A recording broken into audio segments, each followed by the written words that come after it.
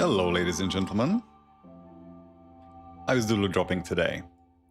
So, I have a bit of a problem. I might need an intervention. So, last time I said, well, we did some of the rerolling for our items. The medal was not cooperating, neither was the ring. We blew through a lot of materials trying to get this medal. And we failed. We didn't get the right affixes at all. In fact, I failed to even get the right prefix, let alone the suffix. I didn't even try the suffixes. Well, I said, I'm gonna have to farm some more of these.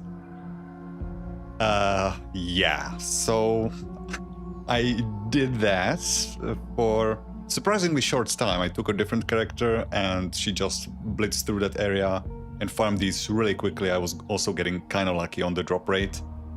Didn't get many of the shoulders, but so many medals.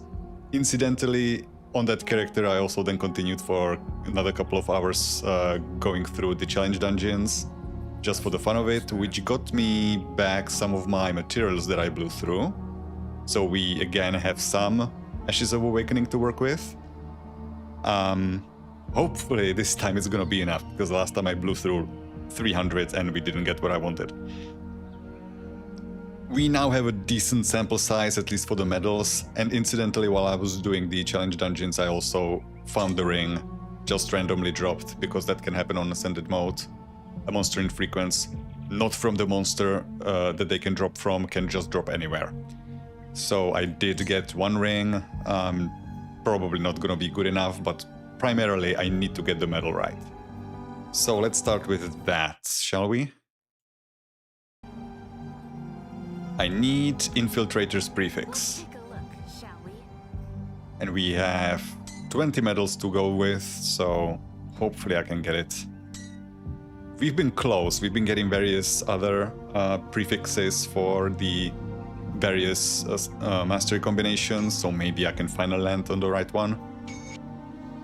Previous. I'm gonna again stop it like when it starts getting expensive to reroll. I'm also gonna start running out of money, so I'll probably have to go get some more. Thaumaturge. Nope. We're looking for Infiltrator. It's Ritualist, Mage Storm. I'm gonna stop at like... yeah, when it starts costing 5, I'm gonna stop. Elementalist. Stone-Faced. Okay, this one is bricked.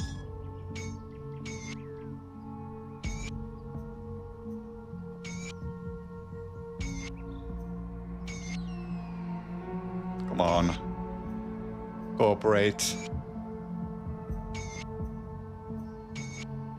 We're not even currently working with a rare prefix. I should actually focus on the ones that have a rare prefix to start with, maybe.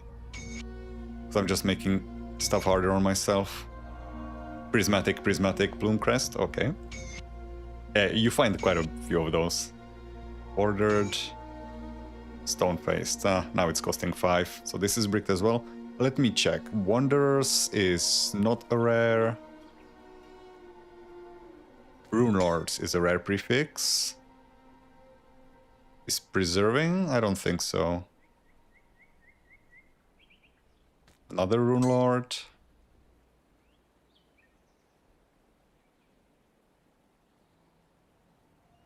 Thunderstruck is a rare.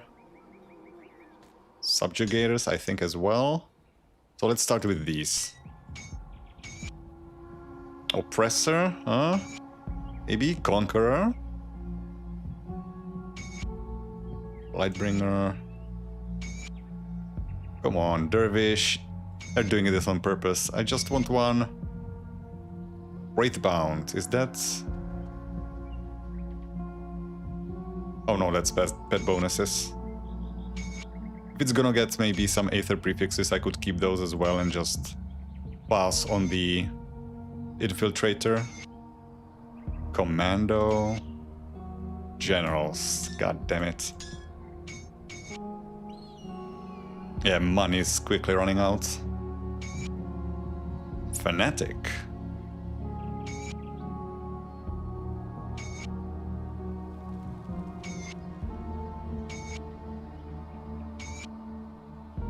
Back to Runelord. God damn it, I already have a Runelord, right? Yeah.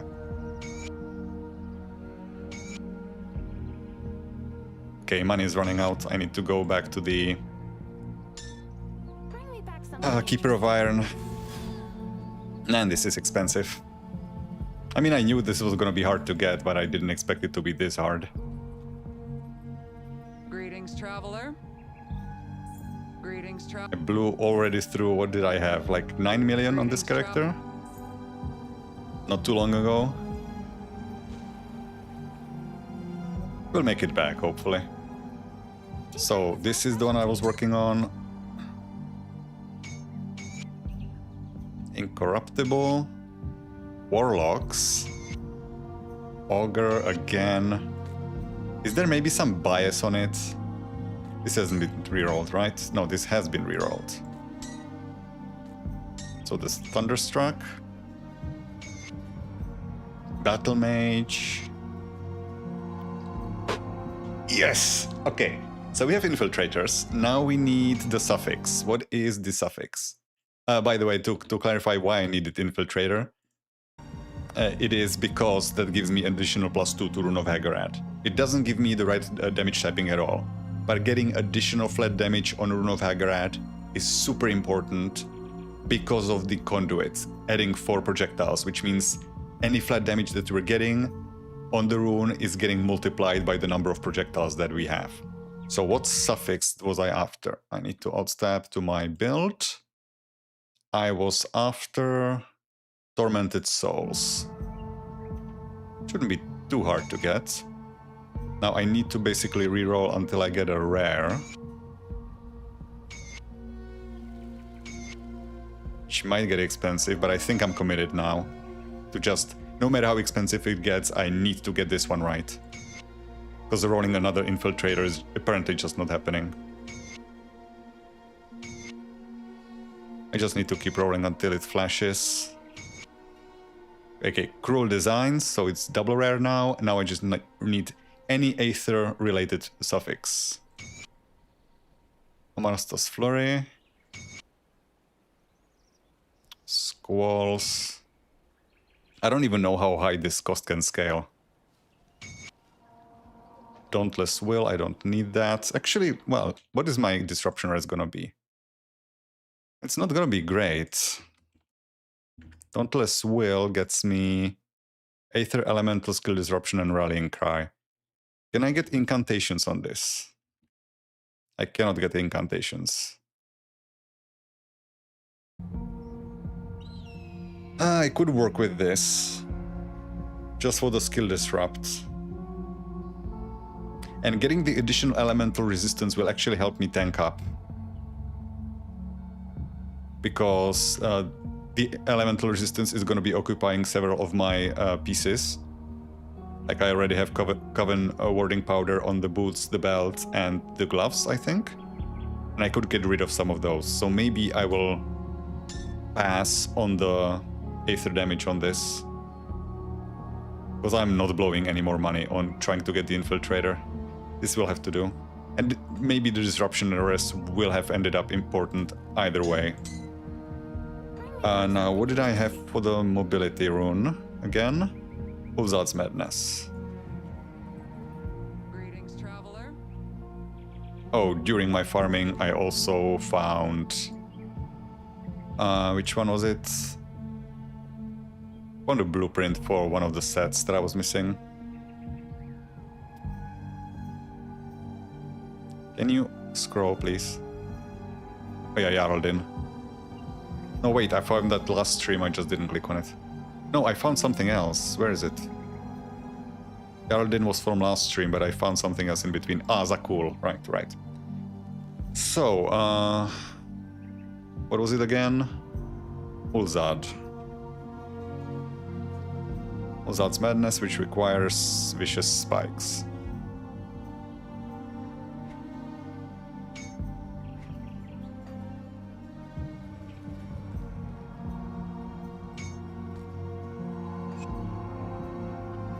And I also need... Actually, no, I will remove this from the one that I had. Keep the add-on. Okay, last thing that I need to fix is the ring. Because the one that I have is already been rerolled a number of times and it's terrible. I only have one to go with, so that will have to do. For now, we are heading towards being able to farm more. So what did I want on this? I'm gonna put the Dauntless Will here. Also, what am I missing because I don't have Tormented Souls? If I'm missing Tormented Souls, I'm missing some Pierce resistance. And some health and some offensive ability. Dauntless Will only gets me resistances and Rallying Cry. Okay. So the piercing resistance, what is it looking afterwards? My piercing resistance is fine. So I can afford the Dauntless Will, and on the ring I wanted Mage Storm of Tormented Souls. Consecrated. Dreadlord isn't Aether. The sum of the flat percent Aether is already on the item itself. Though Dreadlord isn't terrible, it's flat vitality damage, which I am converting a good bit of through the set. Not all of it, but a good bit. So the flat damage actually counts. And it's percent lifesteal. What else does Dreadlord do on the prefix? So what I wanted was Mage Storm, which is Pierce and Vitality Res, and some Aether damage. And Dreadlord... Oh, Dreadlord actually has Aether damage on it as well. And Chaos Resistance. Okay, I can live with that. And Suffix Tormented Souls. So let's see.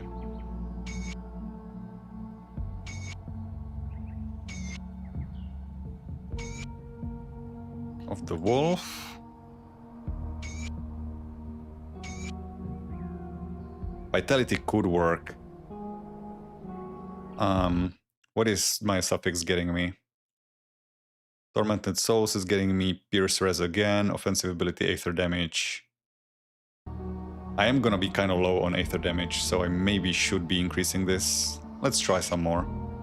Okay, Destruction, so we have a double rare. Caged Souls, that is pet bonuses. Gildam Arcanum.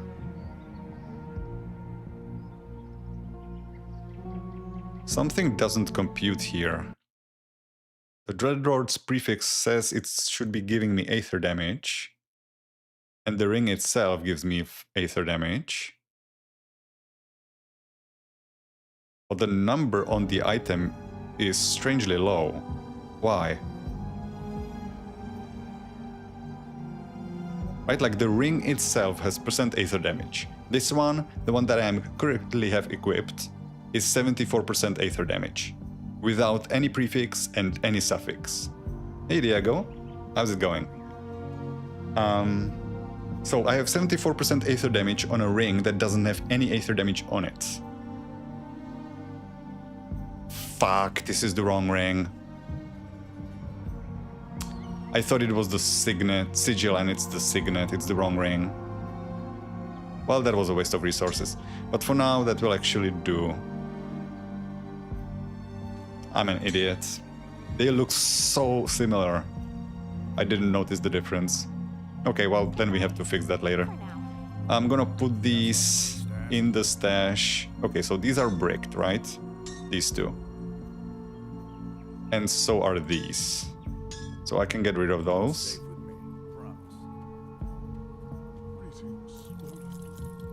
And the rest I'm gonna stash up. This one... I didn't try to reroll this one. Yeah, Sigil and Signet, they look... Is it just me or do they look identical? Maybe there's a slight change in shade, so I didn't recognize it. Oh well. I didn't blow too many resources on that one, so that doesn't matter. Okay, that's that part done. And now, since we mostly have everything we need, I'm gonna also ascend my stuff. I have 96 soul fragments and another 11 in the form of echoes if I need them. I have enough ethereal mutagens, so yeah, let's ascend everything and see what we can come up with.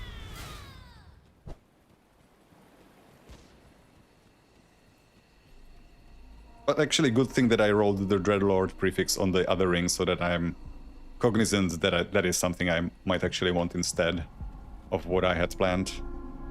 I thought Dreadlords was only Vitality, but it's Aether damage as well. Okay, so where do we start? I guess we start with stuff that is easy to reroll, which will be our legendaries. Aspects of Baronath aren't plentiful anymore. Chilling rounds, that is not exactly what I was looking for. I would prefer to get percent proc chance on weapon pool skills that I'm getting boosted, so Bursting Round and Storm Spread would be my primary targets. Crit damage, that's not great. Chance on critical attack to refresh Battle Surge, sure thing. Okay, Bursting Round 5%. If we can get 15%, I can drop one of my weapon pool skills. 25 physique, whatever.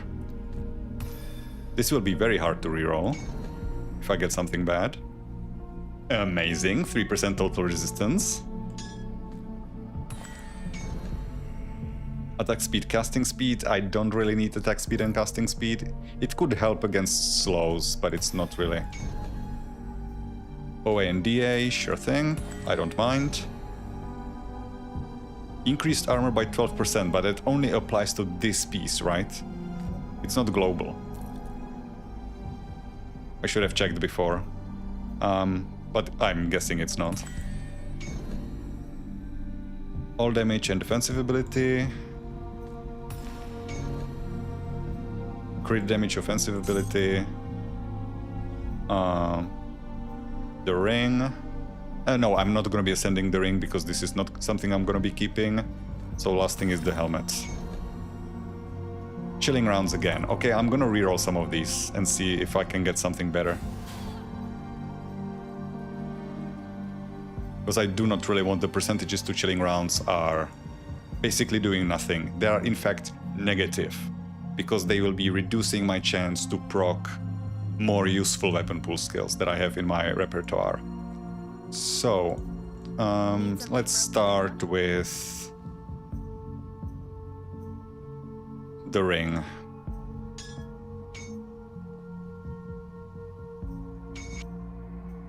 Avalanche, no. Attack and casting speed, that's kinda useless. Lifesteal, 5% lifesteal, okay.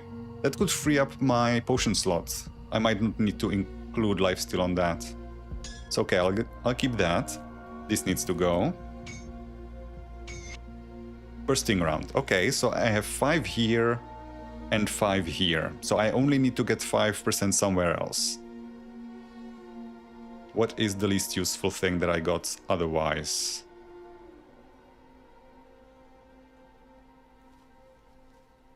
I think it's just the percent crit damage, right? That's the weakest thing. I mean, the 25 physique also isn't great. The total res I'm definitely keeping. The attack and casting speed isn't helping. I'm not maxed on casting speed, but my attack speed is capped. And I do not have percent increases to get it beyond, so I think the crit damage is the least useful thing. Because I'm not gonna have that much offensive ability to be actually critting all that often.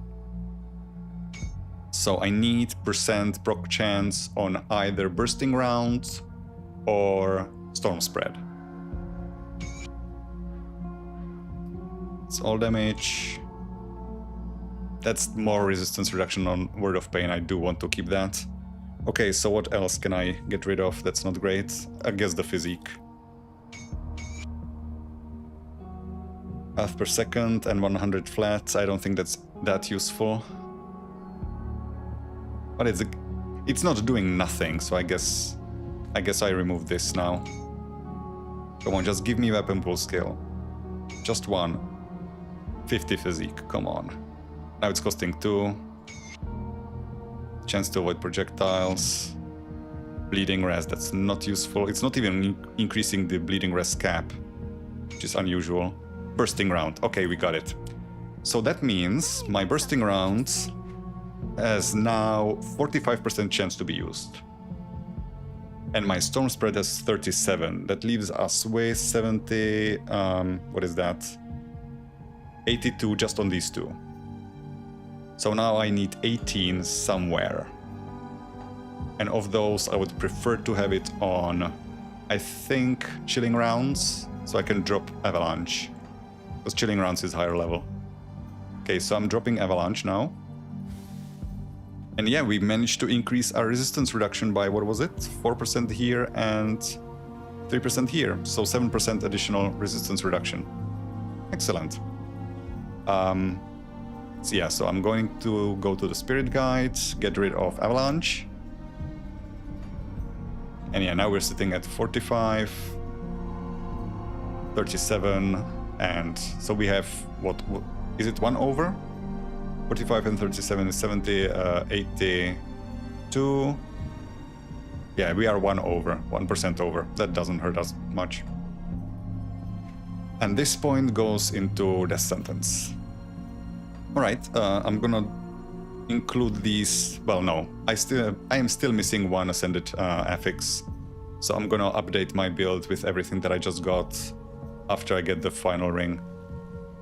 But yeah, not bad stuff. So resistance reduction, this is kind of a nothing burger, but other than that, some OA, some armor. This is probably really bad, right? This is just armor for this piece. I'm gonna need to check that actually. Because if it's global, that is amazing, but I think it's local. This isn't great, but Bottle Surge is it the survivability? No, Untamed Rage is survivability. Yeah, this isn't great. Because this is just some % healing per second. And my lifesteal has just jumped up a lot. It's 19 now. Depending on situation, I might drop the lifesteal on the mana potion. Or energy potion. Okay, so that's everything we needed to do here. And I'm gonna head out back to Ashes. Because we have stuff to do. I'm gonna push forward as fast as I can, just gonna complete the quests and ignore everything else. One thing that I'm interested in is getting revered reputation with Barrowholm, which should mean I should be killing some demons along the way. Because once I start heading into Ascended mode, I don't really want to be sitting at 16k health.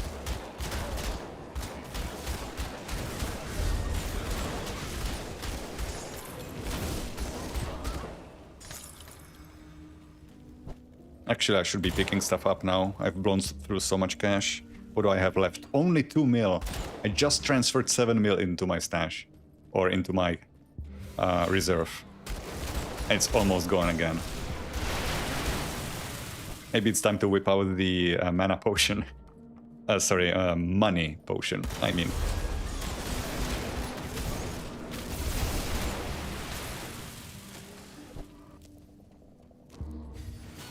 Do that yet. Oh, my mobility skill isn't assigned because I swapped them. Swapped medals, I mean.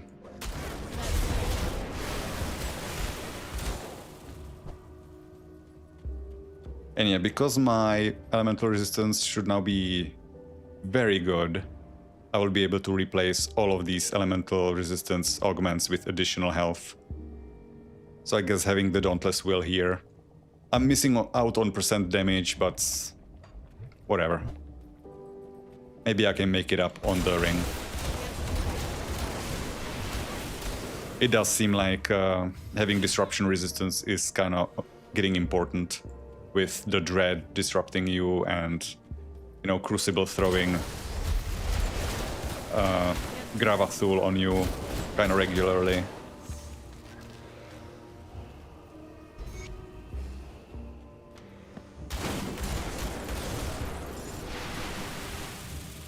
Okay, let's move. Not even gonna go pick up the sword, because I don't need it. I already have like 3 in reserve. The Storm Hearts, I mean.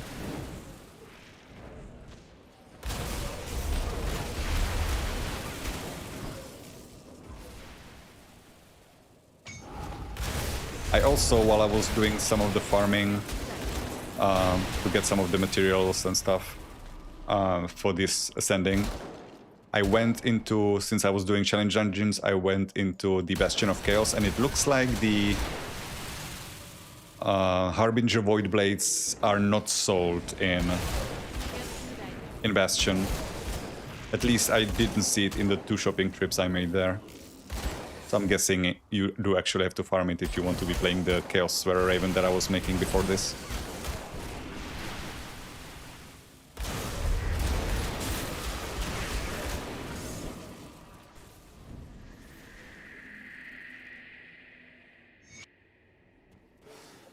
Okay, how much reputation am I gaining? I was at 7. Okay, just a few, and it already got me 800. That's good progress.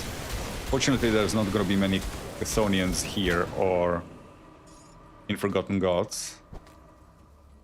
But I can make the rest of the progress in Fangs, because not all of the Chthonians there are bloodbound.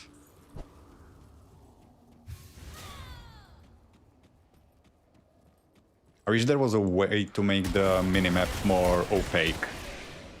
With how, like, it's partially transparent. In these dark areas, it's really hard to see what's there.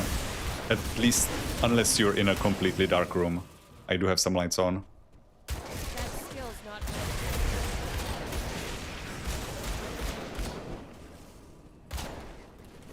I don't need to go there, because there will be no demons popping out. And by the way, when I was doing my farming run, what I did was put in 4 bonus boosts to the Voidmark chest appearance rate, and that got me a lot of those ashes of awakening.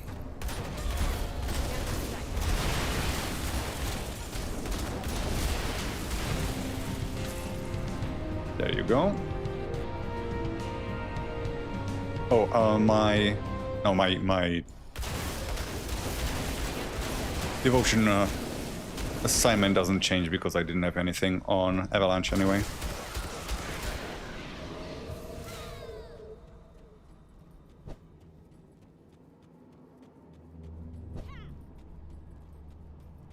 That skill's not ready. If I got a few more % chances to proc certain weapon pool skills, I could have actually gotten rid of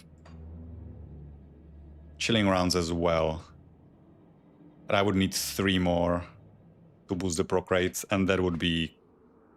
like, where would I even get it? I guess on the gloves, that is not a great affix. The shoulders, if the armor is local. And I guess here. But that would be expensive. I burned through a lot of An unfortunate accident, my emperor. soul fragments. I'm afraid my left arm... Ulgrim. Yes. Yes, I see.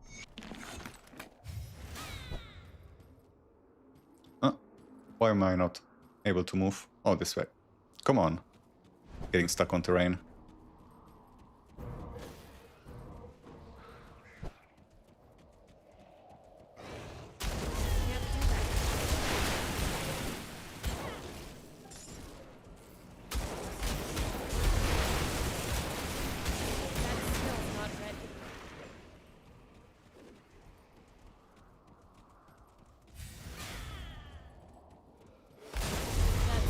How are your guys' adventures going? What are you working on for builds?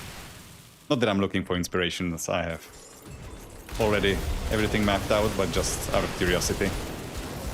And maybe to gauge what you guys might be interested in seeing in the future. Currently, the plan for the next character looks like it's going to be a Cold Devastation Winds of Esterkarn Evoker using the Stormfang set. Though it could still change, because I have a number of other candidates. I primarily have a lot of candidates for Winds of Esterkarn, and I'm kind of trying to decide which ones I will use. I might do two builds, even though I'm trying to not repeat play styles. I will not have a choice eventually. Right, the only thing that I haven't used is Winds of Esterkarn and It's good. You're right. Oh, Leap. So like, maybe next 2 builds can be original quote-unquote, but the rest of them will start to repeat playstyles one way or another. Issue is I have really interesting plans for Winds of Asterkarn on 3 different mastery combinations. So I'm thinking, which one am I gonna leave behind? So I don't want to be repeating it that much. Oh, also, I owe Crate an apology. Last time I was bitching about why runes are not working properly against Kraval and against Loghorian.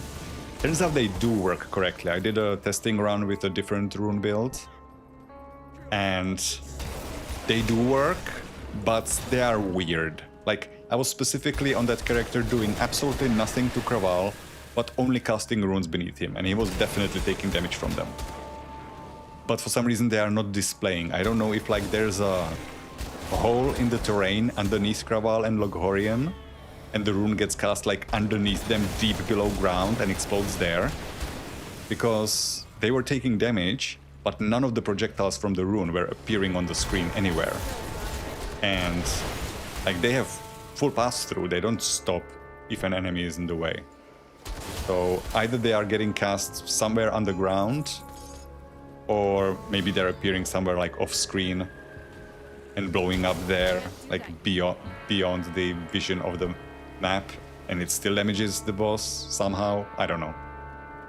Either way, it is working, just not very clear that it's working.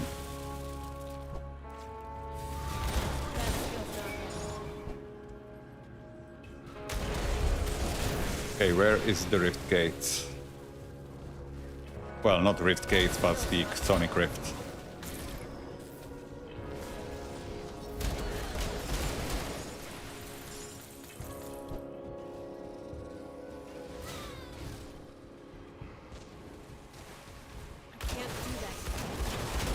I should only be hitting up the camps. This spice with Vanguard. Ah, there is a... That will help me with the Barrow Home reputation.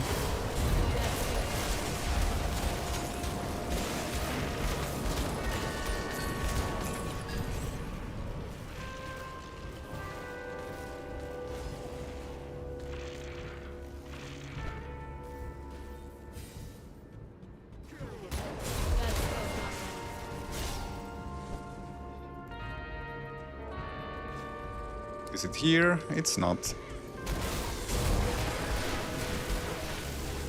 One more camp is down south, right? Or like southeast from here.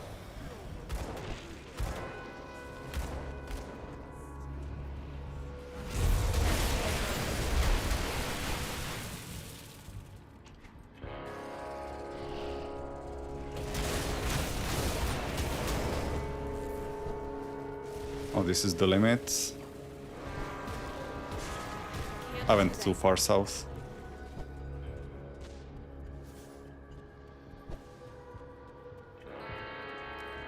Is it here?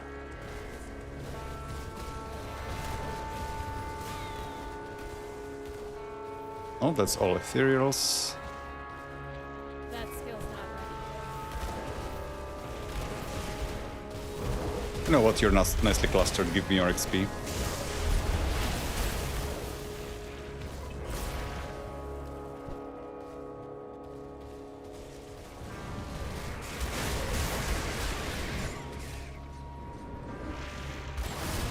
Not here either. God damn it! It's in the last camp again.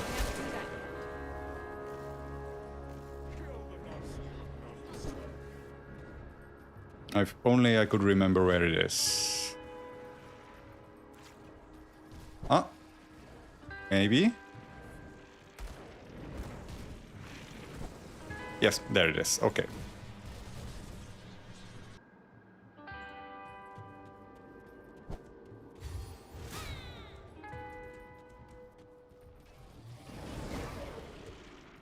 Oh, and since I'm here before Forgotten Gods this time, I'm actually gonna free the Bloodsworn so that we can get a different outcome for one of the quests or one of the locations in Forgotten Gods. Well, so far every time I've gone to this expansion last.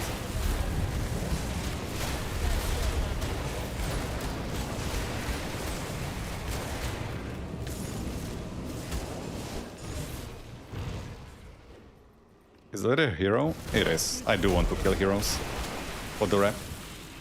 So what is it looking like now? Ah, more than halfway. Actually, yeah, about halfway to what we were missing. Now the exit is... That skill's not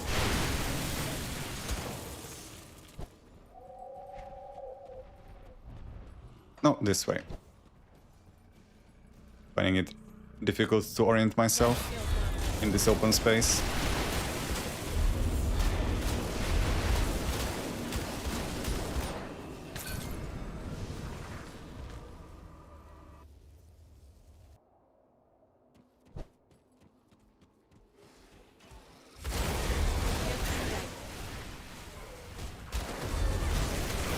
Can't wait to start playing Ascended mode because we have a lot of materials to refarm.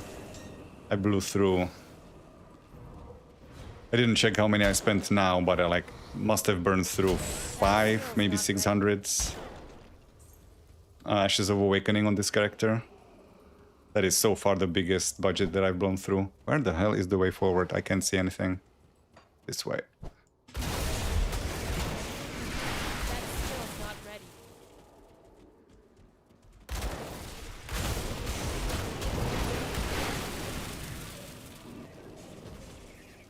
Come on.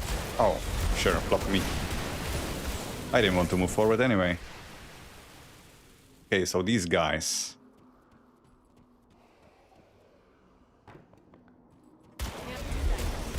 Maybe drop me a double rare belt, since you're such a pain to farm. Didn't know you had a... Sunder. Good to know.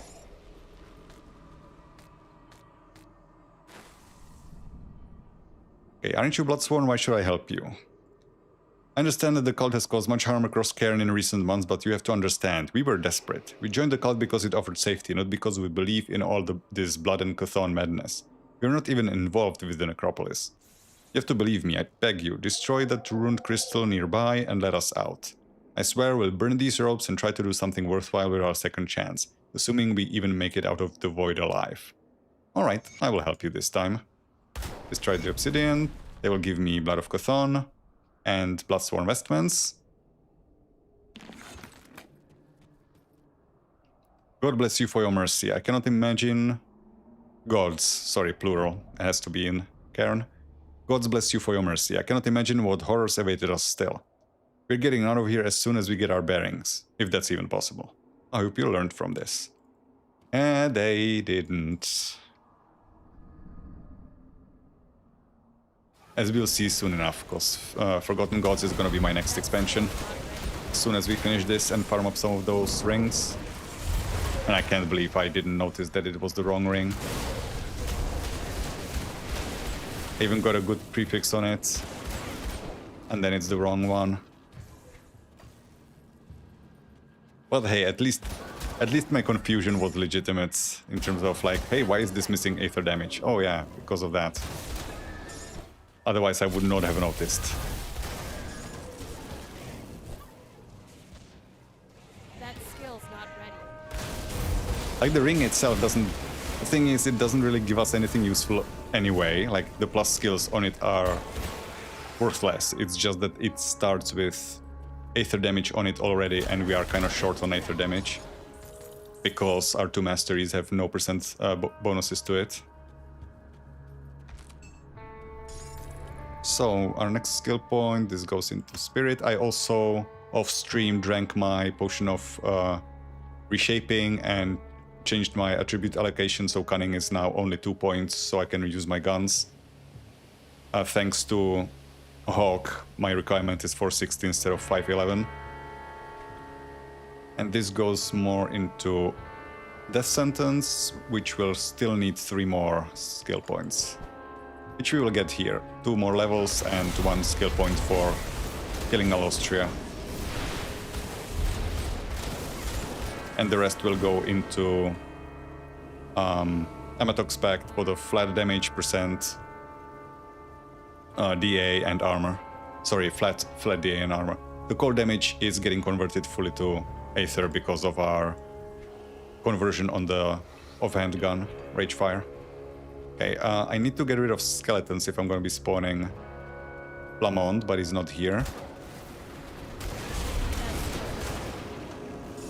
So I'll need to be a little bit careful, because on this character the skeletons actually do some damage for us. Because this set has vitality to Aether conversion. And the skeletons deal Aether damage and vitality damage. I should actually try maybe to look into re-rolling these. No, I wanted the high elemental resistance here, so... Like, this one got 24% vitality to Aether conversion, which is on the lower end. This one got 22, which is even worse. I should actually re-roll this armor. Because the Aether damage it rolled is also bad. The health is maxed. But yeah, I should probably re-randomize the armor. And the helmet has only 20% as well.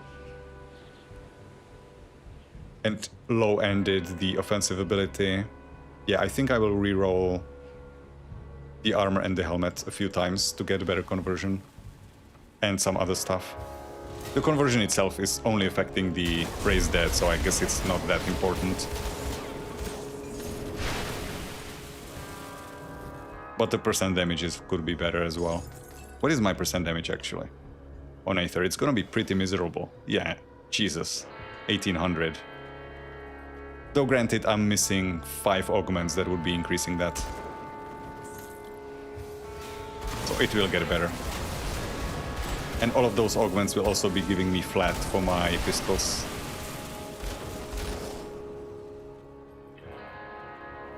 I'm actually kind of curious how much my DPS is gonna jump, because currently we are sitting at 97k. Which looks very sad. Though obviously that doesn't tell the whole picture of weapon pool scales and stuff like that.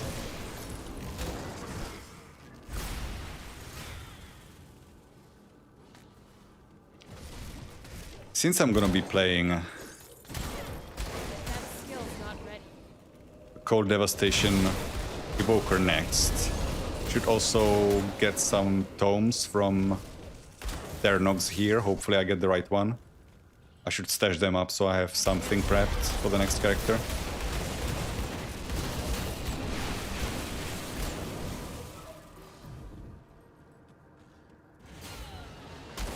Revered with the Black Legion, that doesn't matter to me, because I don't need any of their augments defensively. There's their Nox.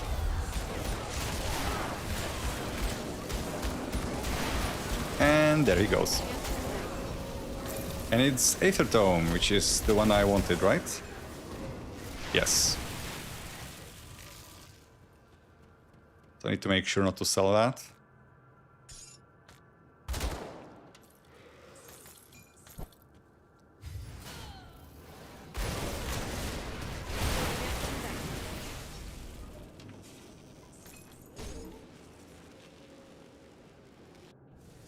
Okay, first I'm gonna get the Rift Gate, and then I'm gonna try very carefully to find out where Flamond is, so I can prep Lokar.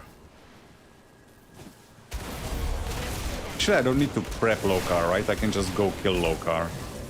Because fighting him on Ascended mode or on Ultimate doesn't really make a difference. Or shouldn't. That skill's not ready. Well, not to... So, Skellies, I kinda need to get rid of you for a little bit.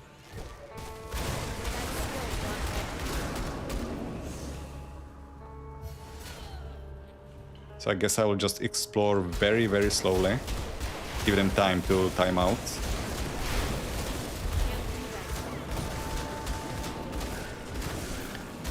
Or I should also clear the way towards the shrine first. Make use of the skellies while I have them.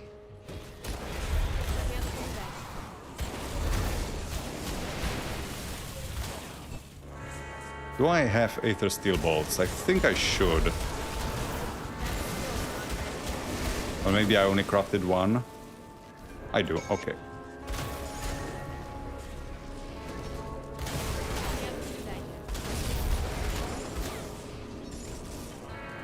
So, very carefully, let's go see if Flamond is around. Well, he is, but where?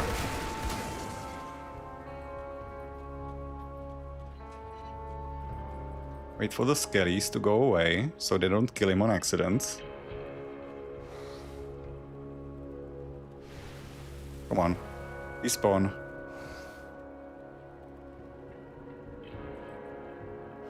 There we go. Are you here? Yes, he is here. So now I just need to lure him in. Is he following? Oh shit, we have Band of the Eternal Haunt proccing.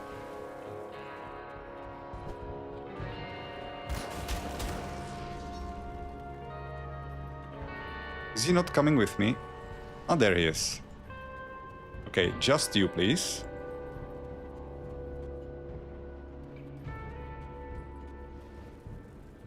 Everybody else should have a leash range and go back, but he won't, right? Yeah. Okay, so it's just him now.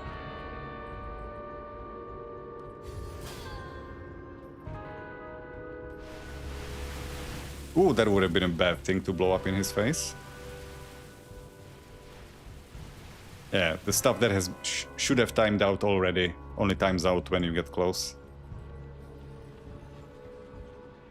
There we go. I'm gonna leave that for later. Super bosses and secret bosses. Not relevant right now. We just want to get our levels and our augments and fight them when everything is prepped. Can't do that. And I should check. Maybe Lokar is an exception and he does actually scale with ascended mode. I doubt it, but better safe than sorry. That skill's not ready.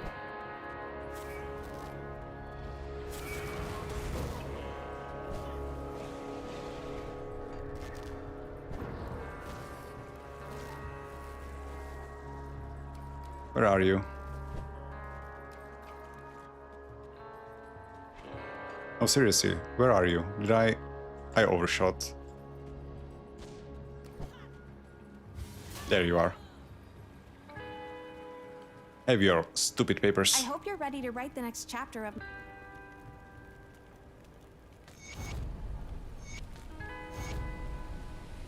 Okay, that's our Blaze Heart again.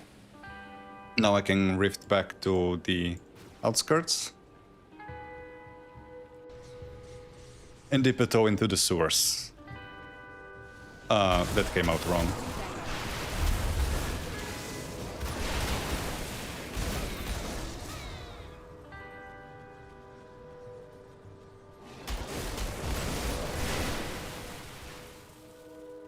That skill's not ready.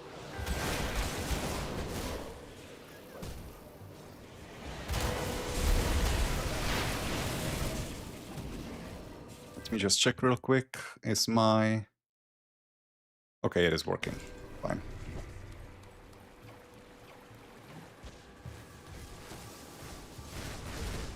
Again, just gonna beeline it to the resistance. So this is gonna be the third time that I'm skipping Galacross. Gets to live and fight another day.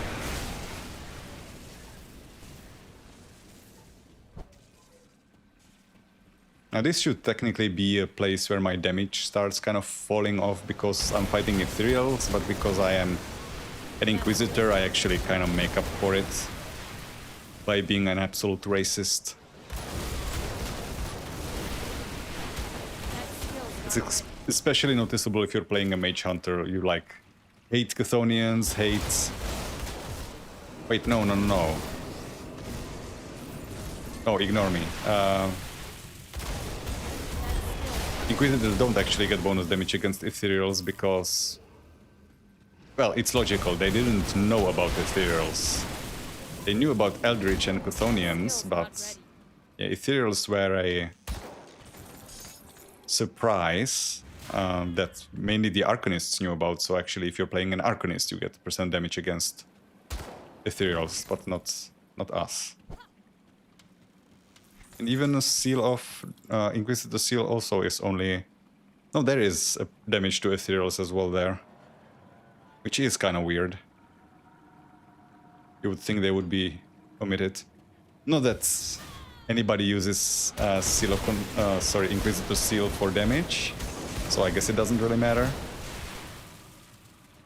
Though that is an interesting thing. Because Inquisitor seal does have damage on it, I'm guessing it would consume onslaught stacks. But a lot of the stuff that was focused on Sigil, or goddammit, I keep calling it the wrong thing, Inquisitor seal, has been kind of removed and changed into something else. So Steel is no longer really an offensively usable skill. Not that it ever was. There were attempts, but I don't think it ever did anything.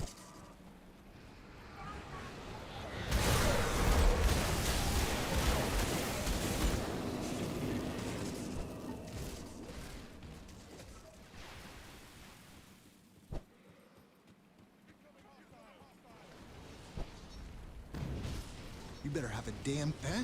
As far as the black... I don't know what... So, yeah. Come on. If you're serious, the ethereals... There we go. So let's see what Nico Erin's response is gonna be to us this time. Seems to be random, so who knows.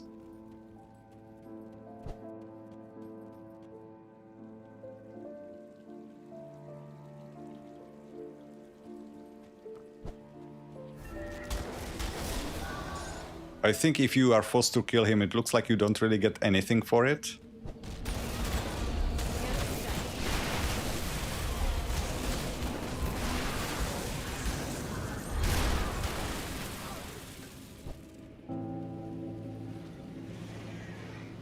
It's a bit of a... I keep thinking I have a leap skill.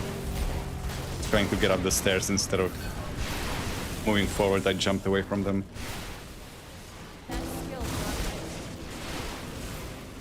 How long is it gonna take for me to get used to that? I wonder. Maybe not gonna be learning fast enough before I move on to the next character. You mean yours?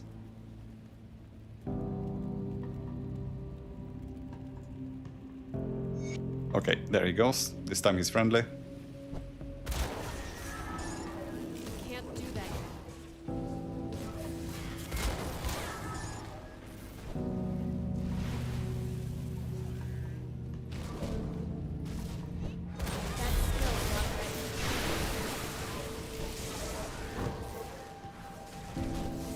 Stuck on everything. I will have to start killing some of these enemies. They're getting in my way. As if this place wasn't enough of a labyrinth to navigate, having enemies in the doorways. But I do not exactly have a elegant solution for my mobility with the disengage. I mean, that's my own fault for using disengage. I wanted to give it a chance to shine, and it can be helpful for ranged characters. So I don't have to move my mouse away from the combat in order to get away. But it sure as hell takes some time to get used to.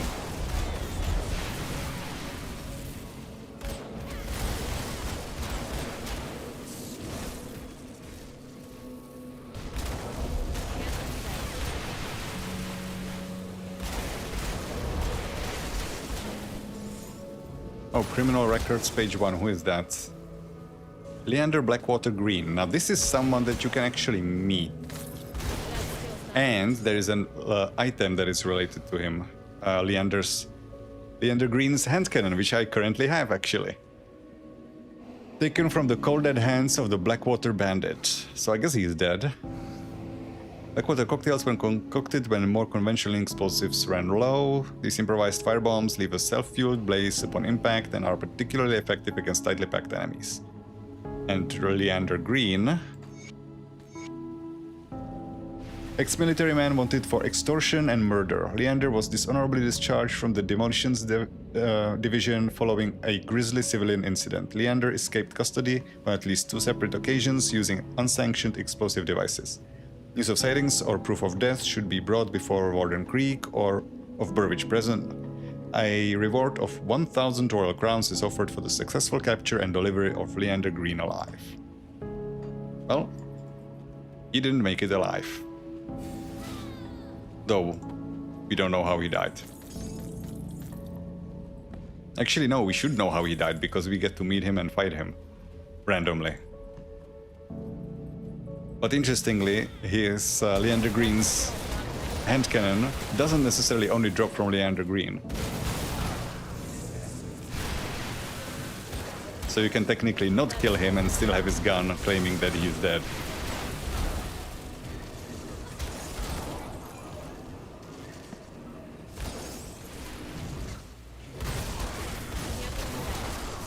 So there's the gate.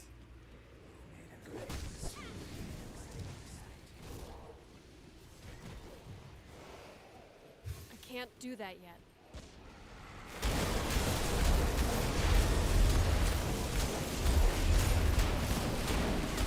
That's still not.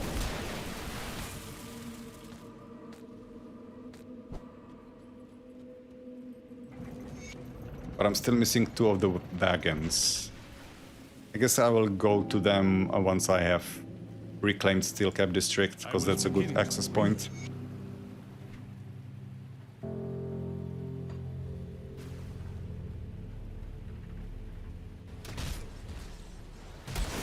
That's still not ready.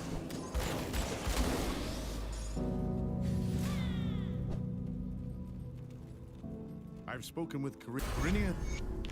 Okay, this goes also into death sentence.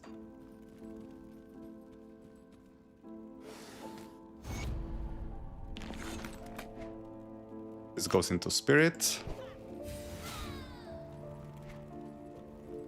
My OA and DA numbers are starting to look a little better, because as you level up, you just naturally gain offensive and defensive ability, even if you're not increasing your stats. I didn't get much on my ascended affixes, right? There's 25 here. I didn't ascend this yet. 25 offensive here, so my offensive ability is going to be a bit better. There's DA. I need to figure out the armor. There's OA and DA here. I guess it's not too bad. I did get some extra stats. And my crits have been looking surprisingly juicy, considering I shouldn't have much crit damage at all. I have 14%. I guess my offensive ability is too high for the enemies on ultimate. That will fall off once I get to ascended mode, because their numbers go up. It's not just the percent health and percent damage, it's also their stats. And their crit damage, which is kinda scary.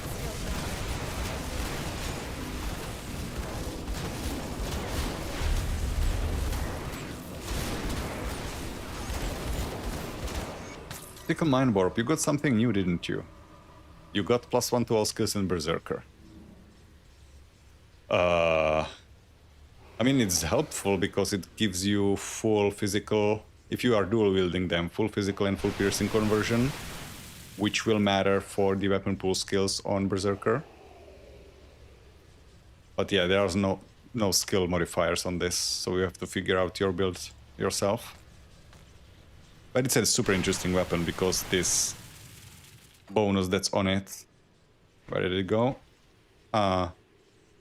Has not 100% chance on attack, and it has 3-second duration, so as long as you're fighting, it's just always on. Because there's no cooldown. The outpost resistance had attacked. There you are. Well discussed. Okay, we need to recover the... or destroy the flash wagons before we move on. We don't need to, but it's good XP. And we're not too far off. There's another one. Now, which one did I miss? The northern one. I thought I explored a lot of the north.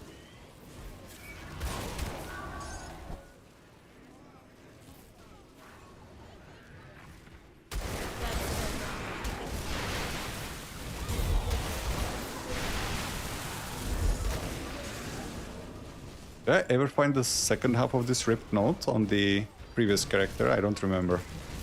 I think I did. Not on the previous one, but the werewolf that was doing lore playthrough. Okay, so where is this last wagon?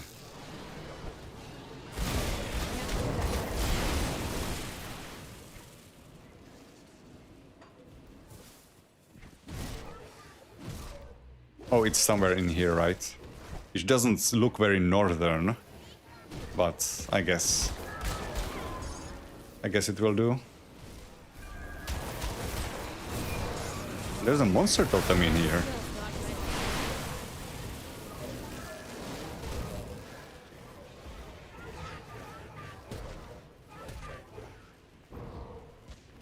Oh, nice jump. I didn't think that would work.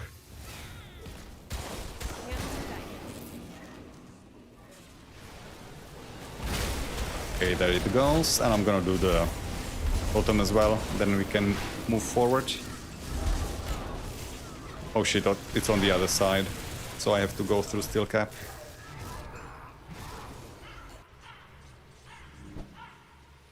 Oh, let's turn this in. Well, good. The steel.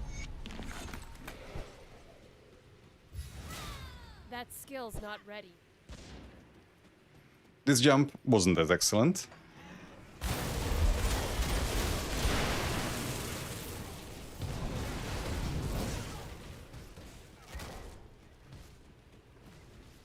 Ah, it's just a basic one, not even Forsaken or anything.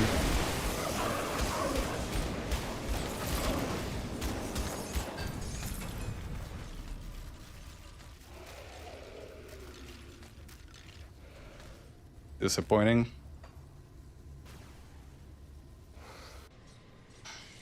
Oh, I also need to speak to Evonda.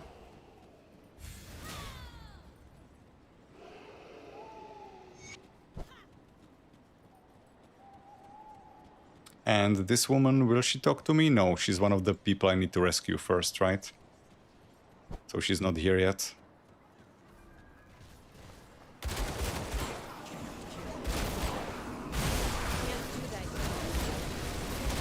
Oh, also, while I was doing my farming for this whole ascending and re-rolling stuff on this character,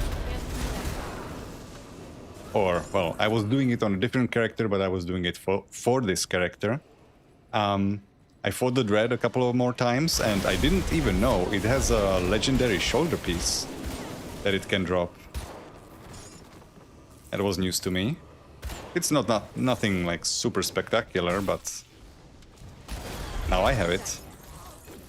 I didn't even check the drop rate. Maybe I got super lucky because I haven't fought the Dread that many times yet. Like maybe, if I'm not counting Crucible, like maybe 10 times total. Across the two characters that I've finished so far. No, that's not true. Because I fought it a bunch of times on the Beast Collar that I'm playing on the side.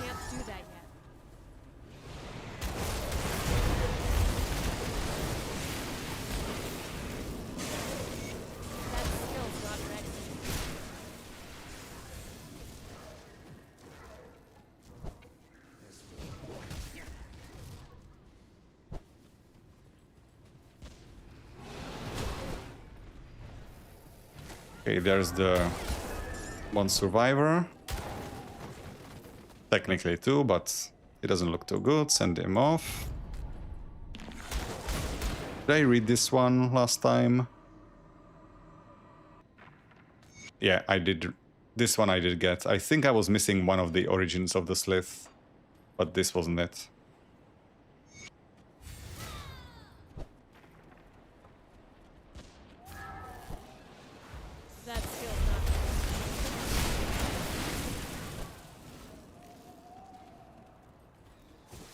Music isn't playing for some reason. Where's my somber piano to go with the atmosphere? I should open a rift gate here because I will be coming back to the Black Iron Docks. And that sounds like too much work to run here on foot.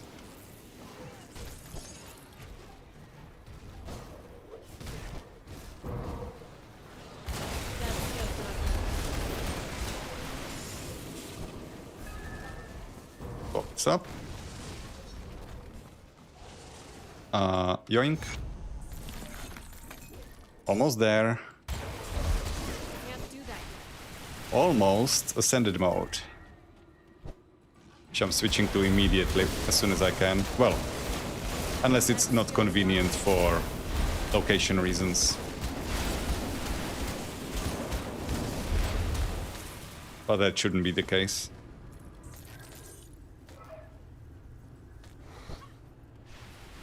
That Just need to feels remember not to open a rift gate.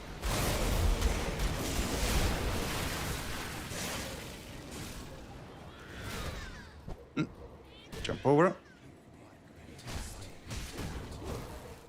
Ooh, that's not where I wanted to end up, but that works too.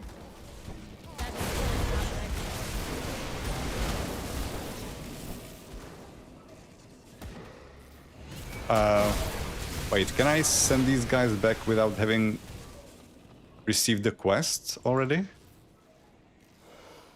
Yes, I can. Okay, that's good. I can't do that yet.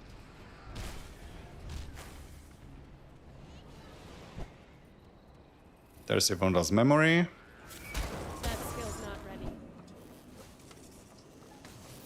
There should be a one-shot chest as well. With this Bloody Jack again. Ever at the Bloodbound. Okay, this one I didn't read last time, or the time before. There's our one-shot chest. Eternium. That's the lightning hammer, right? The lightning savagery, health per second. So it's interesting. A one-handed vindicator. Huh. That skill's not Does it ready. have an interesting proc or something on it?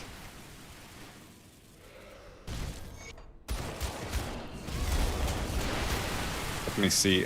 This lore note is the City Guards lock. Where's Eternium? Balewind, just some Aether. Also, it's not... Huh. Interesting.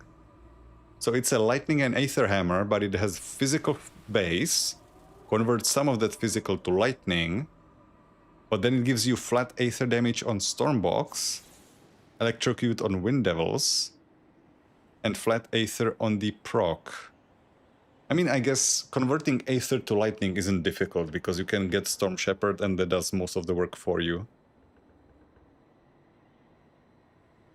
So you can basically flip the Aether on the Stormbox and on the proc easily enough. Getting the physical to lightning will be a bit more difficult, but it can be done with a Stormheart, I think. Will give you 100% physical to lightning conversion for savagery. And if you want to go Aether, you also can. Though you have some trouble with the physical to Aether conversion because you have the physical to lightning conflict on the weapon itself. So it's nicely like... not damage agnostic, but it leaves both options open. By not really giving you any conversions on its own.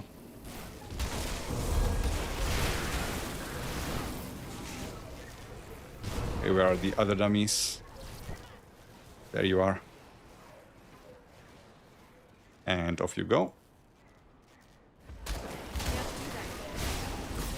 I'm calling them dummies, like, what are they supposed to do? Get possessed by an ethereal so that they are as strong as me? Probably not the best option.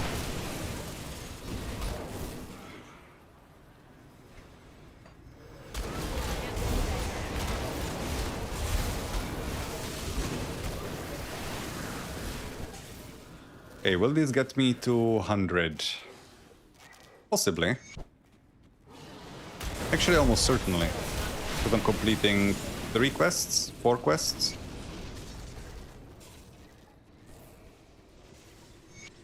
So this is preliminary. Okay, back to Steel Cap. I am going to complete the Black Iron Docks, and I'm gonna grab these quest completions, and then I'm gonna go to I believe. Ascended mode immediately. Captain Wilford, I'm talking about... And go to Yvonda. This will unfortunately linger here until I quit out of the game, so this bar will not fill up.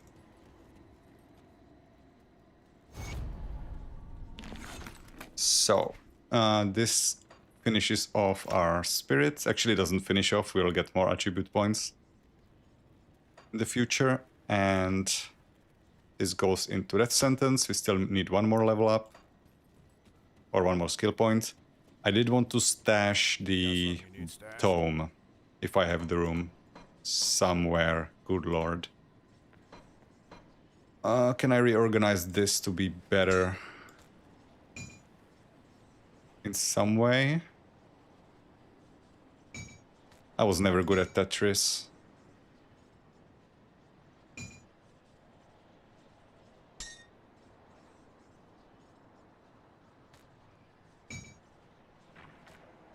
Doesn't really help, does it? I can move a belt here from somewhere. If I have a spare belt. Yeah, but this is too full anyway. Oh, there's a room here. Okay, the belt goes there.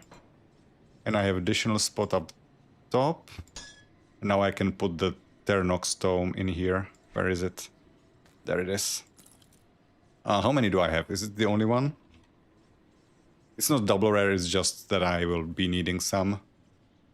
No, I have 2. For now, that's enough. Okay, this goes into my private. I'll keep an eye on this. This gets sold. Come see what's left of my wares. Oh, and I can, just in case, check for double rare. So I don't have to read. Imagine reading. Wouldn't be me. Oh, lore note, I need to read that.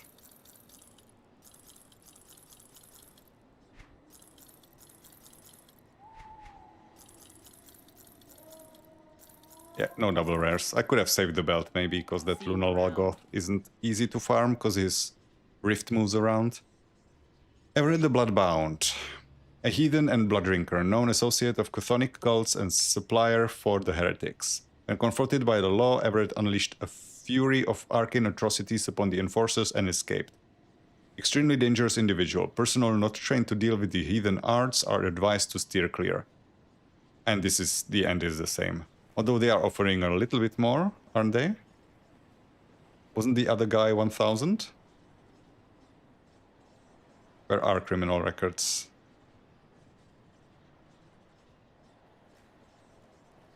I don't see it. Should be highlighted. Am I blind? Oh, there it is. That is very poorly highlighted. Yeah, this guy was for 1000.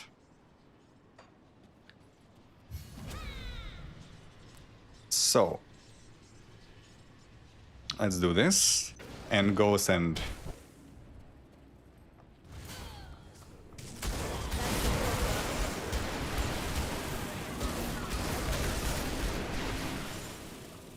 What's my reputation with these guys? 2-6. Could maybe go pick up some bounties for them to finish it off so I can get my health off the ground. Because I have the flat health, kind of, but I'm missing the percent.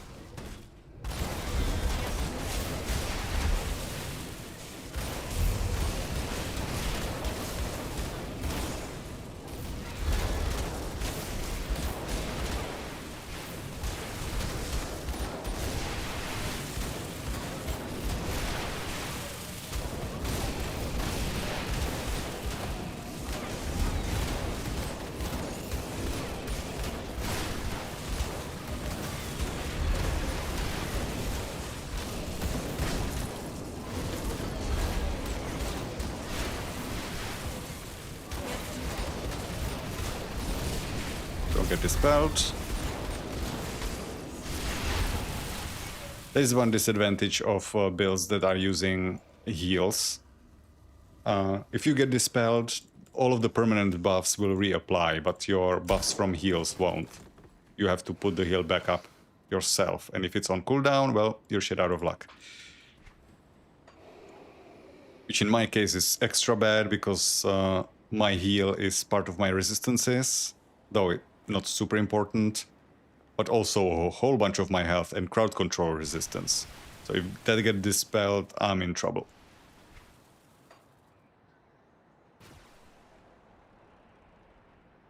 Okay, turn this in, pick up the reward from Yvonda, and we're going to Ascended mode. Was the mission back before the city fell?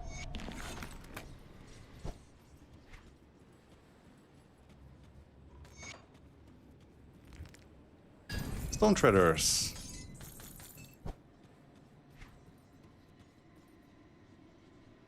Yeah, these are like for a number of Aegis of Men here builds, because it's retaliation damage, acid damage, physical damage.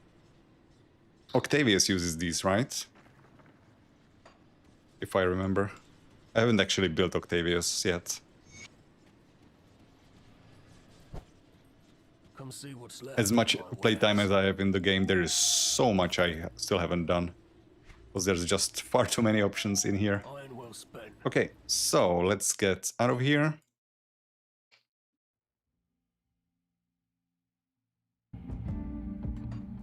Ascended mode, here we go.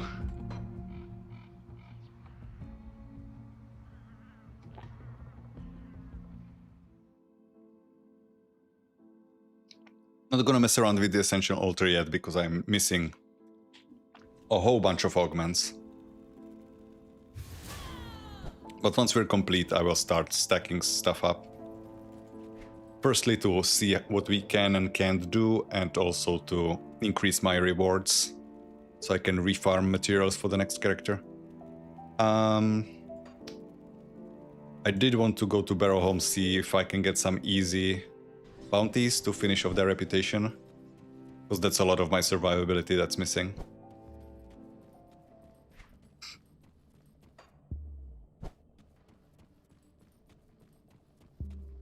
I'll also be learning a new fight on this character, because I don't remember fighting this version of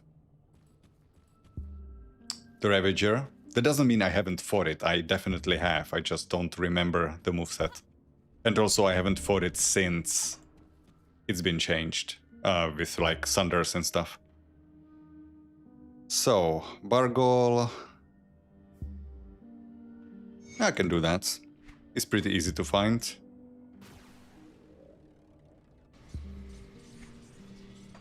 And he's actually right next to a Rift Gate.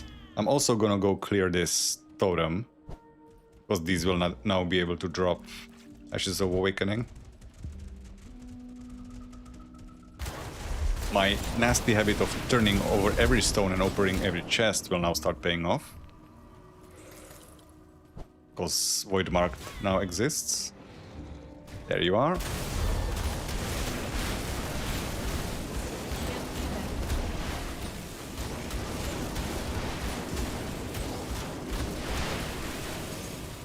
That took a bit.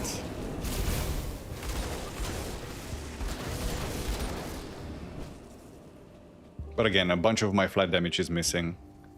Flat and percent, so like, it will get better. Question is, will that be enough? I have my doubts. This might be a character we just can't do some stuff on.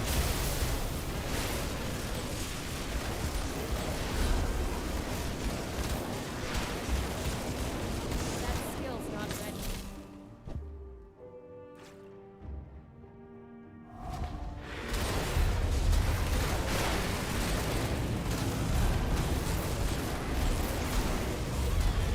Such as standing ground effects, apparently. Those hurt. Okay, Ashes of Awakening, thank you very much. So, back to Barrowholm. That's not gonna be enough, is it?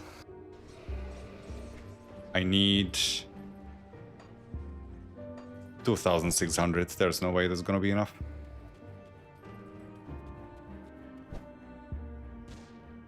I can't do that yet.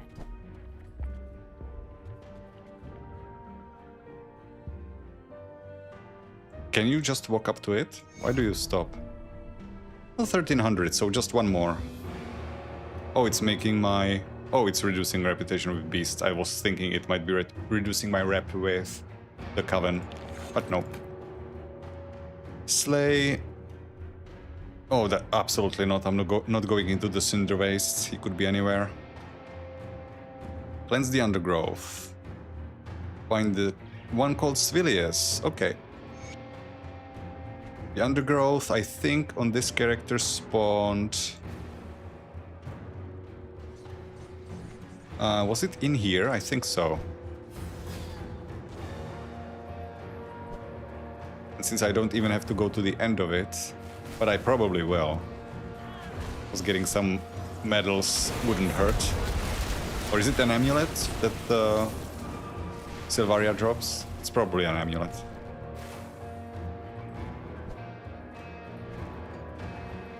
And it's not like it's a big dungeon either.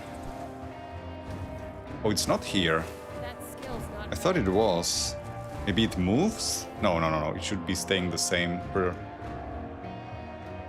playthrough, right? Where was it then? I don't think it can be here.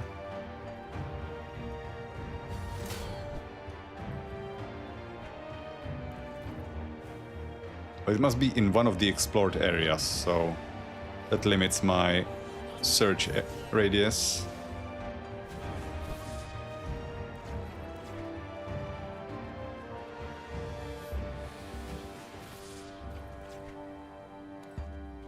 Okay, where are you? This spot didn't seem to be it, because I didn't explore it fully. It's not here. Did it move? Really? Because where's the third spot it can spawn? It's somewhere in here, which is an area I didn't explore before.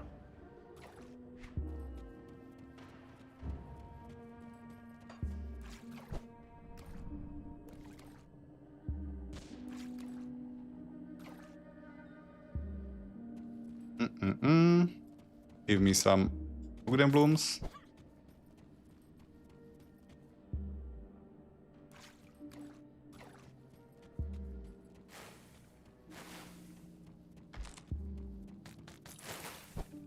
There it is. Okay, so it can move.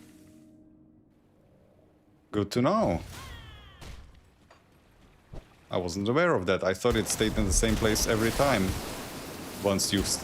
Maybe it can move because I moved from Ultimate to Ascendant. But that seems weird.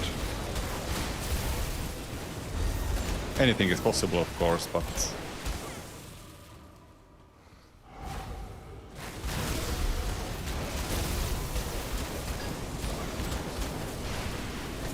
Oh, there's Svilius.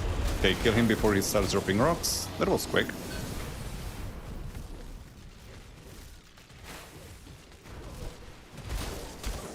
So, back... no, I did want to finish Silvaria.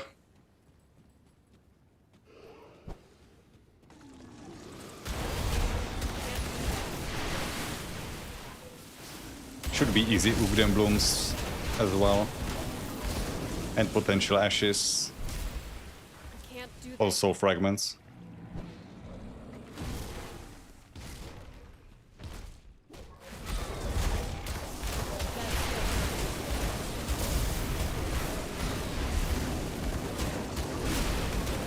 Now I'm wondering, since the Rune of Haggarad doesn't consume your onslaught stacks until it explodes, how does this work with Rune of Kalastor? Because Rune of Kalastor is basically like two separate effects. It's the rune explosion itself, and there's also ignition. I'm wondering if you build up stacks and you place the rune and you have ignition, do those stacks get consumed by ignition and then not apply to the explosion of Rune of Kalastor? I might need to test that at some point. I guess that's possibly purely academical, because it might be that you just don't want to be combining any builds that are using onslaught stacks with rune anyway, because there's no support. But I am curious. So revered, which means I can get my Augment at last, which will now go on everything, all of my armor. See what's left of my wares. Except maybe the belt, right? The belt... Let me alt tab real quick. That is the wrong thing. This thing. There's one spot where I wanted something else. On the pants, I wanted Poison and Aether as. Oh, my Aether res is good enough, but because I have a wrong ring. No, the ring is not affected by Aether res at all. Why then? Oh, because of Dauntless Will. That gets me more Aether res. So I could technically just put pure poison res on something. But yeah, I will still want pants. Augmented in a different manner. So, life scent powders. All of them. Iron well spent. Which will go onto my belt, my boots, gloves, body, helmet, and shoulders. Now my health doesn't look very impressive, but that's because my word of renewal isn't on. Now it is. Still could be better, but yeah, that's kind of respectable. Better than the 16k we were running around with before. And that's with me not having my ring yet. So that was everything here. I do want to go back to Steel Cap and stash my Augment. And then it's ring farming time.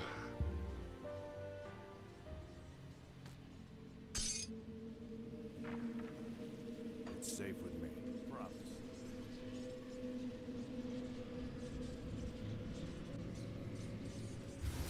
We can now also start encountering the Dread, so that will be a test. And I don't think I will do well on it. That skill's not ready.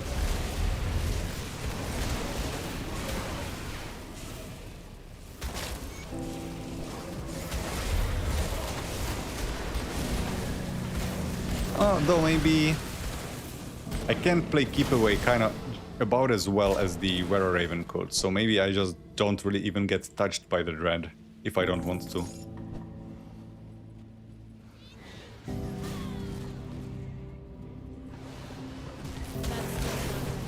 Come on, I pointed the cursor behind me. You were supposed to jump the other way.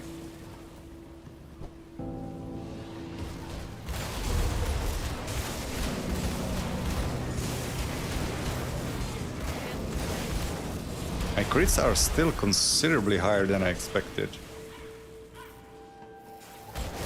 Not the chance, but the damage numbers. I mean, the damage numbers on the rune will be better because of artifact handling, giving me another 26%. But even on the attacks, it seems kind of higher than I thought it would be. Also, this chance to hit number and chance to crit number is not representative because I have minus 290 that I apply on enemies here and additional 124 here. Plus, once I crit, I apply additional minus 50 from Seal of Annihilation. So maybe my crit chance will be good enough that having some crit damage would have been helpful.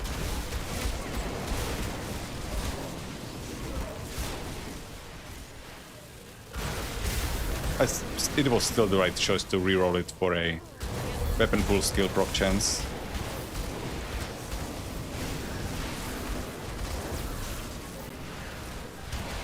That skill's not ready. By the way, is there any chance, how high are these skills? This is 12, so that's not gonna grow much, and this is on 7, never mind. I was thinking if I would maybe be able to get enough points in these skills to be able to drop Chilling Rounds completely. Because I'm currently 1 over cap, so I would need 18% on these two skills, and that's not something I can do.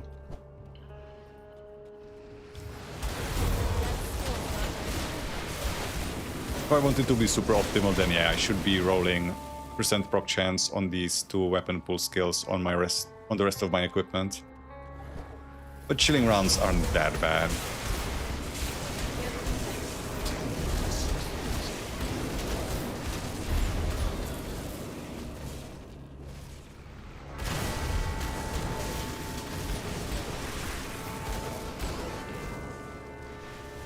Unlike Explosive Round, they at least have passed through. Although, no, never mind. Explosive Round actually has passed through as well. because I have 50% chance of pass through on onslaught itself. So I guess chilling rounds aren't actually that attractive.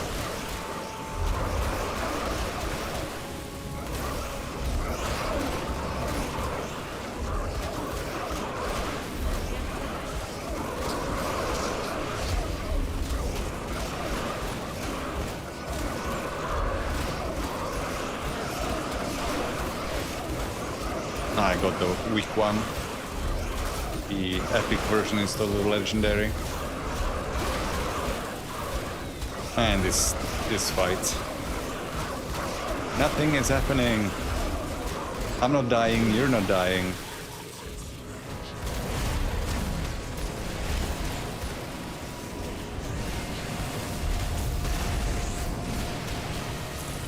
Okay, good to know. Reflect doesn't absolutely destroy me.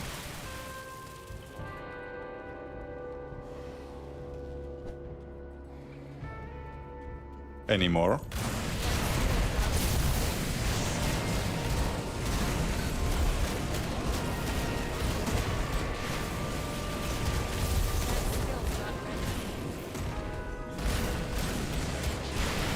So my lifesteal is currently at what is it? 31% with the potion. That might be a bit overkill. I guess you can never be too safe. And if you have lower upfront damage, then having more lifesteal might be necessary.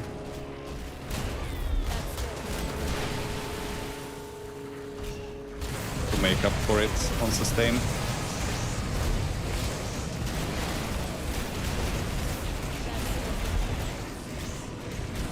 That might totally be a world where you just don't care about the rune at all, and you just don't care about spending your onslaught stacks, and you just fully commit to planting yourself in place and just gunslinging, and maybe sitting in rune of Inquisitor Seal as your survivability tactic. It would allow you to focus a lot more on just pure damage on your attacks, I mean, because I'm like not gonna be even maxing this, and that's a bunch of flat damage that gets converted to Aether for us. Plus there's a bunch of additional damage on the rune itself, or on the seal. God damn it, I keep saying the wrong thing. Piercing damage, which would be getting converted, and elemental is partially converted. That it could just be a gunslinger build, but I wanted to try. You know, if I'm playing my first ever onslaught builds, should probably be trying to make use of the onslaught stacks. That's what the skill is there for. Even though I've seen examples of people playing it very successfully without a spender. But that might be build specific. Aether might not be the build for that.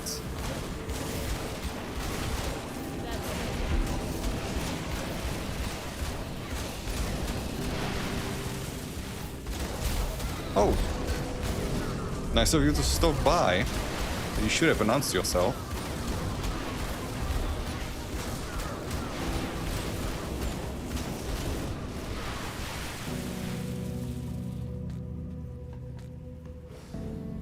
Okay, Eastern and Northern. Now where the Eastern one is. The Northern is up here. I also see... Is that a totem?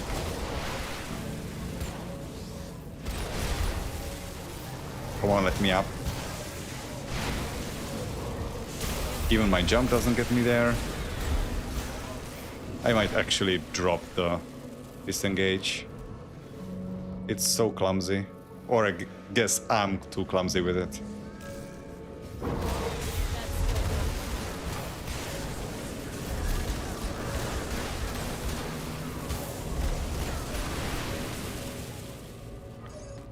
Okay, how do I get in there? I thought I went the right way, but... Take a wrong turn somewhere? Oh, this way. There we go.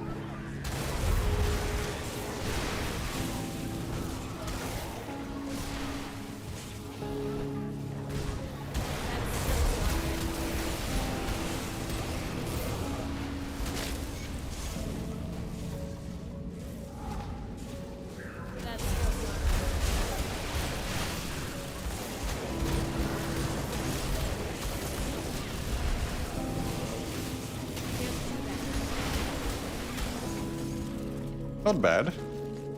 Not super fast.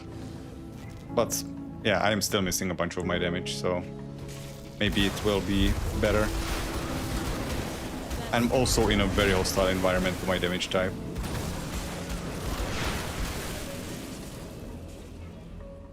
And granted, when I started playing the Were Raven on Ascended mode, I wasn't particularly impressed with the damage either. That skill's not right. And then it turned out that it's actually killing Ubermonk at the same speed or above the same speed as the werewolf did. And I thought the werewolf had pretty good single target damage at the cost of AoE, and Were Raven had great AoE and was apparently decent enough on single target as well, despite me feeling it was slow.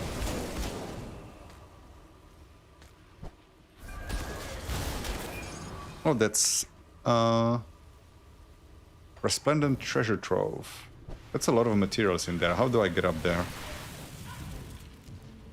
This fucking place. This way up? Maybe? I can circle around.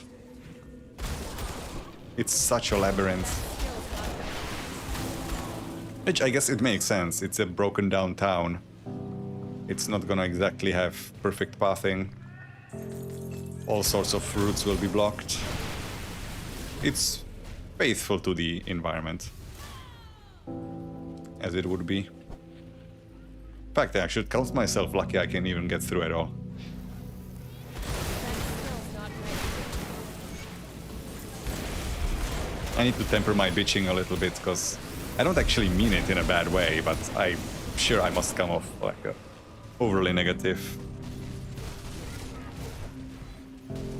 Basically just looking for something to comment on. Being able to shut up is also a skill, I suppose. Is that Chthonic Heresy? It is. Page 3. Did I read this? I did.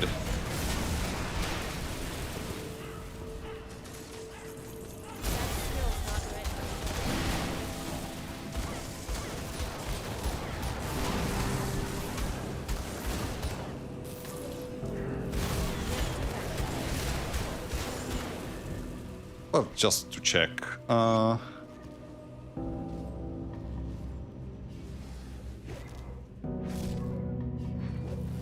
Yeah, I did read this before. Shit. Again, forgot that I do not have jump. But disengage. I think I will actually change it. It's not worth the inconvenience, and I do not need the damage reduction that it applies to enemies, because I have it on onslaught already. Okay, there's my trove. Should clear it first, the area, so that if demons pop out, I'm not also getting bombarded by ethereals and potentially having myrmidons healing everything. Yeah, and it was a good suspicion.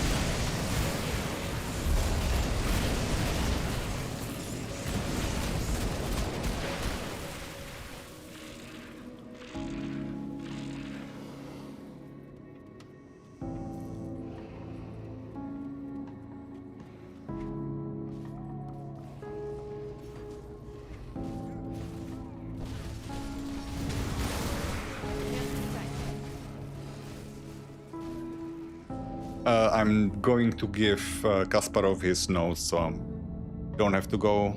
No, have to. The crystal won't be here. I did check after the last playthrough, and yeah, the crystals are different. One is purple and one is more greenish. That's the difference of the cosmetic pet that you get out of it.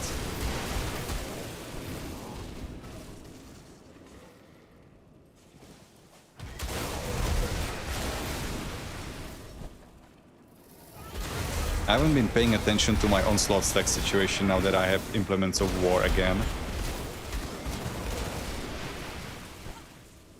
But I guess it doesn't matter. It's just, 10% of the time I just get to keep my onslaught stacks. So my next rune is gonna be stronger than usual.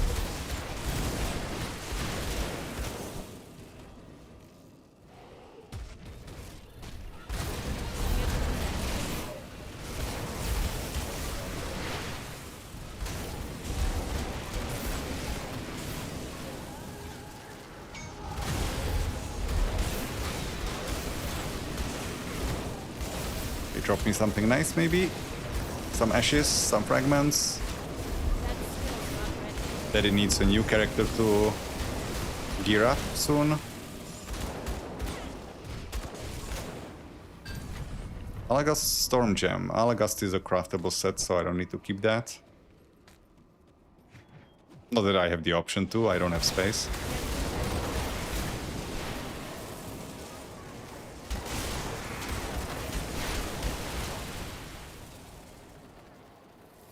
Okay, I cannot get to Olostria yet, unfortunately.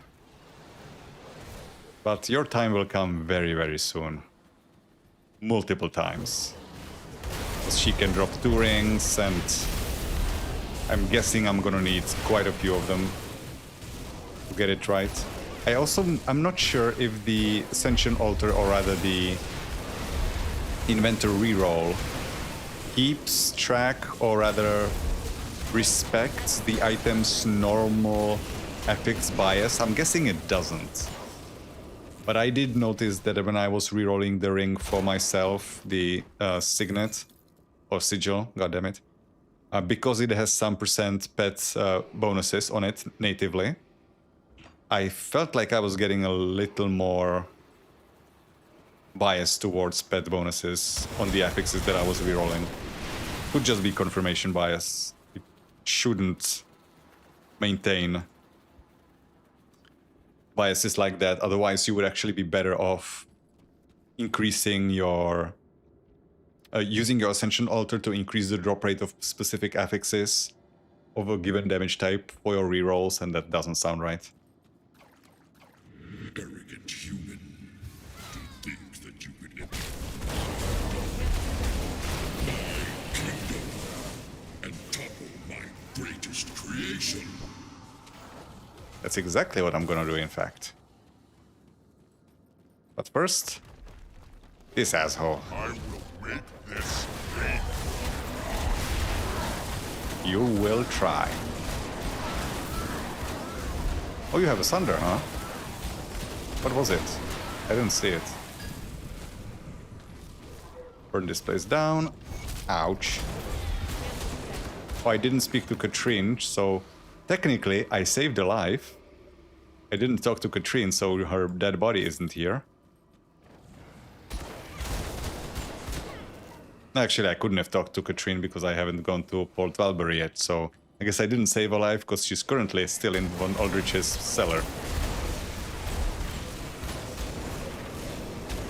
Questionable whether that is a better fate than death. Actually, it's not questionable at all. It's not.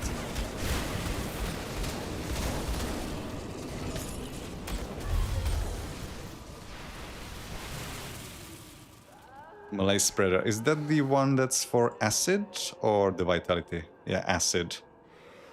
Acid Reaping Strike, so yeah, that is Acid Apostate. You could maybe combine that somewhat with some pieces of Radagon. Get even more acid resistance reduction on Aura of Censure. Even though Radagon is now more leaning... Actually, no, it is currently leaning to acid, not vitality. It used to be a split vitality and acid set, now it's just pure acid. This could be fun. Probably not great, but fun. And it makes sense that it would support, like, acid-leaning Aura of Censure, because as much as Necromancer is now a decent acid mastery, it didn't used to be because Spectral Wrath didn't used to have acid resistance reduction, now it does. So basically all Necromancer had for acid was just Ravenous Earth.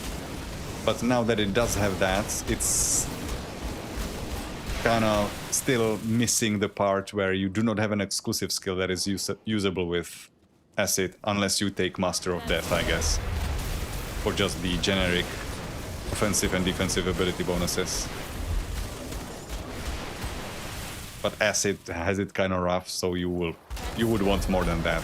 And now with Aura of Censure, you have a relatively useful acid resistance reduction skill, and also a skill that is giving you defensive ability. Oh, sorry, damage reduction. So you do not have to take Ugle if you don't... Actually, no, that's nonsense. Because even if you're not taking Ugle for the damage reduction on acid, your other acid option also has damage reduction on it now. So you're kind of... Acid is kind of overstaffed with damage reduction options, which is weird. Why are we imprisoned? Sure, let's trust an ethereal. You simply let him go. We actually don't get anything for it, so I guess it doesn't matter. Did I kill both the guardians? It doesn't say that I did. I thought one of them was in here, wasn't there? No, he's not. There he is.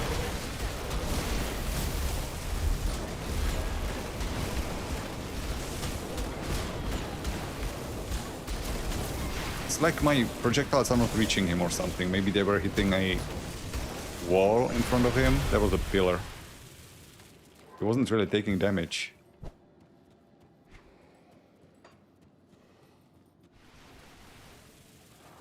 Okay, I'm not expecting Theoden to give me trouble, but I do have a rift gate open just in case.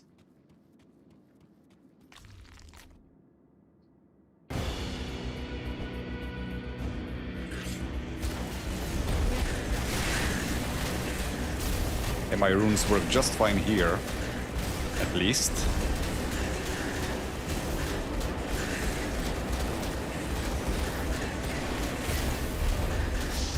Arrogance will be your end.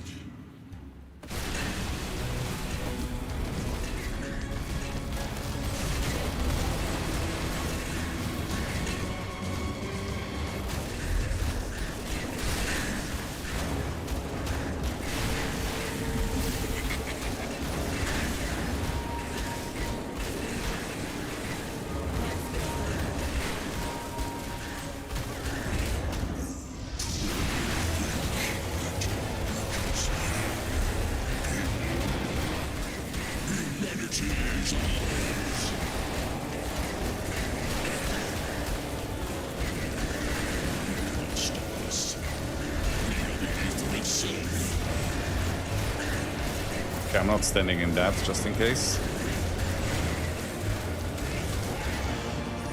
Not bad. Took a little longer than I would have liked, but... Again, missing a bunch of our damage still.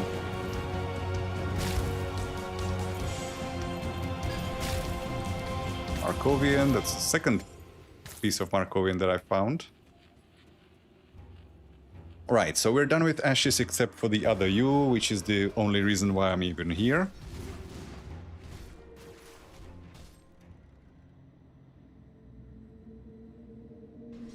And I need to get that goddamn ring. Have the councilmen been good? Oh, Anastasia isn't here. I guess because I didn't complete all quests for her? I didn't know that happens. Because I didn't kill her this time. Tell me. So Learn something new every day. What did I get? Court of Violent Decay. Cute, but no thank you. Oh, while I'm here and I have my inventor, let's do some re-rolling here, because this is really poorly rolled actually. So this thing, just give it a few goes. I want to increase the percent Aether damage, obviously, and the Vitality to Aether conversion, just to make my damage from Raised Death a little bit better. That is... It is good Vitality conversion, the percent damage is decent, but there is a rock bottom health. I'll try again. I can hit some nice, like, medium. Maybe not. Come on. Oh, still on 7% health. I would really like the extra 2%. And my Petrifier resistance actually is gonna be kind of lower than the rest of my crowd control, so I also want that to be better. Yeah, this will do. This is decent. And the helmet also. The stun duration doesn't matter, right? My stun duration is My stun resist is good enough already. I want the higher offensive ability and... Well, actually, the first 4 lines I want to be good. The rest of it doesn't matter. Still 4% OA, 5% OA, low conversion, lowest flat damage. Okay, I'm missing on 5 flat damage. Do I care enough? I don't think I do. It is the lowest roll on chaos that I can get, but it doesn't matter. The OA is good, the percent damage is good, the conversion is good. I guess that's good enough for me. Don't want to be blowing too much on this. I've already spent way more than I should. Okay, this goes home. And I'm going to go to the... Oh wait, I need to speak to this. One horror down. Not you. This woman. And now, back to the coven. There is one more quest that I haven't completed in here, and that is the Ancient Grove, but that will wait until I'm like fully ramped up with everything and ready to like apply a full table or ascension altar. I can smell. I'll seek it out. This will give me my final point in Death Sentence. And then we can go to Forgotten Gods. Well, after I farm up some of those rings.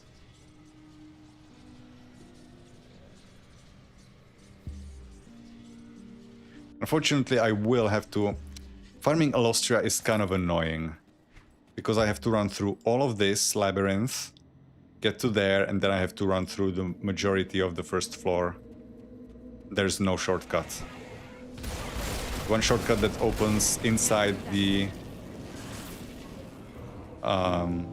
or ahead of the Fleshworks takes you to the entrance to Theoden. Actually, does it?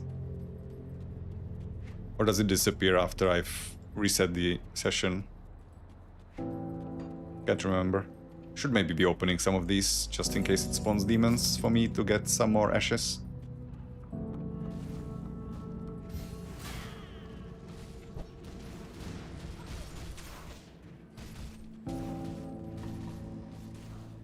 I think I'm gonna... I don't need too much specific stuff on these rings, so I think I won't be farming too many, like maybe... 5? Shouldn't take too long. But I do want to get it so I can finally ascend it and have everything Can't ready do to that go. yet.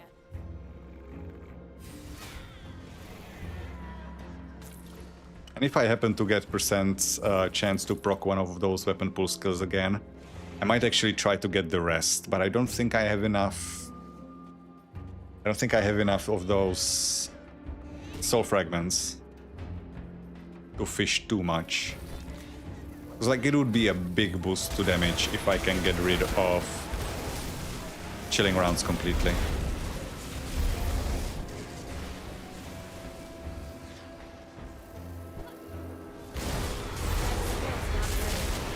Not because chilling rounds is bad, but because the other 2 weapon pool skills are so juiced up with my various items.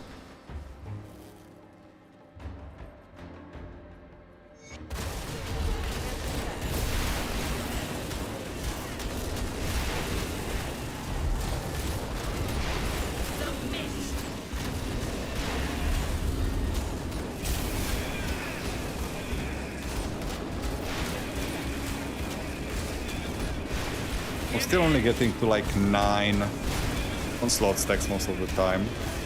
I kept 11 because I procced Implements of War. I'm getting to like 8 onslaught stacks.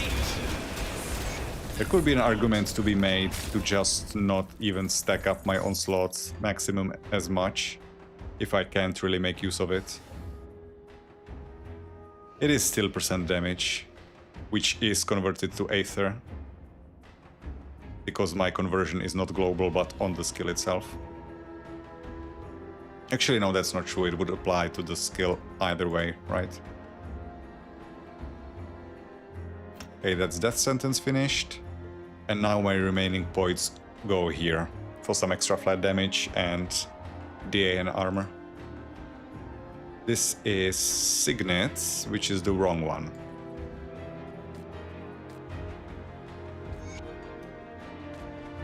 I probably shouldn't even be picking them up because they will be messing with my head again. I'm gonna be rerolling something I shouldn't. So I need Sigil. Sigil, Sigil, Sigil. Thankfully 100% drop rate, so... well, 50-50 between the two.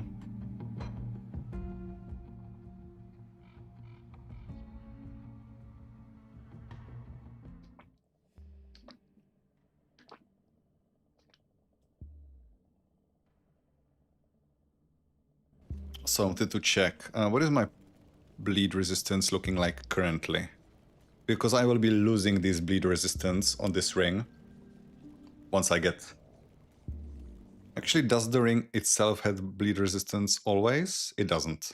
Yes, I'm gonna be missing this bleed, but you don't need bleeding overcap, really, so I think I'm fine with it going down.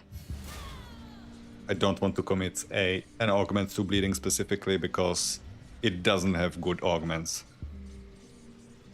Like, where various damage types will have an augment that combines like Aether and Poison or Piercing and Aether and stuff like that. Bleeding is... you just have to dedicate an entire augment just to bleeding and nothing else. And it's kind of icky. Lucky me that it didn't throw me in a wrong direction and I didn't end up on the higher level again. Actually, I'm not gonna fight you. There's gonna be a whole bunch of Myrmidons healing you up. Let's just make this efficient and go only for Alostria. Yeah, the shortcut is gone. Not that it would be useful, but yeah, it's... you can't even farm Theoden efficiently.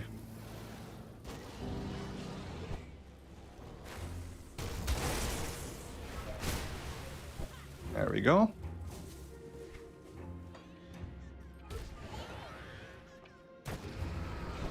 Excuse me. Passing through.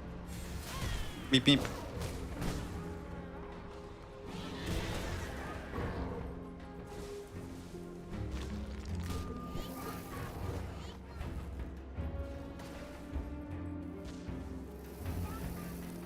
That's a lot of heroes. Let's see how our AoE does.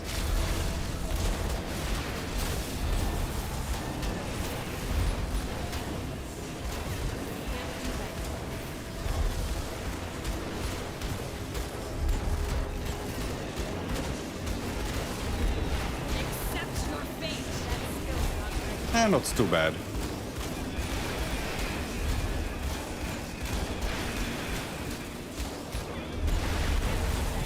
I don't know if she's like super resistant or what. We are not doing a lot of damage to her.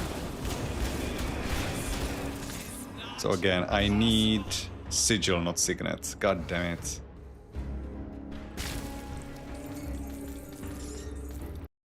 Let me check Alostria's stats while it's loading. Monster database. That's not how I wanted to open it. I hate this window in window option. Monster database. Alostria in the first phase and in the second phase. Yeah, 85% Aether resistance in the second phase. Yeah, makes sense.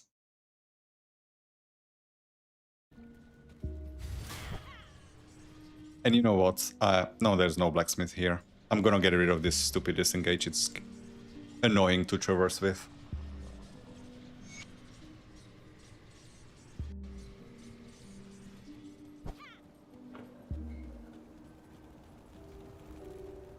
What brings you to my... Give me a leap. Is there an Aether leap somewhere? Uzuin's Fall is Aether. What we'll have to do. So that requires flint core bolts.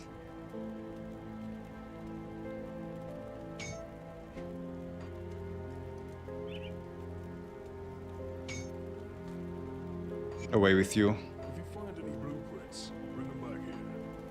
There we go.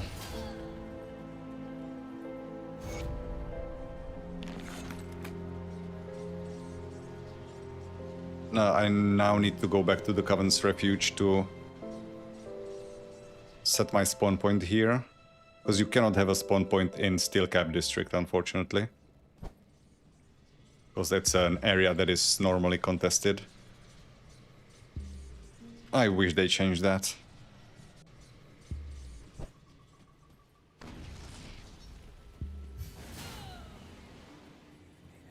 And so much easier to move around with. Even though our cooldown is now longer, right? Before it was 3 seconds and this is 4. 3.5. So it's not even that much of a difference. And missing the damage reduction doesn't matter to us. Come on, let me Can't through. do that yet.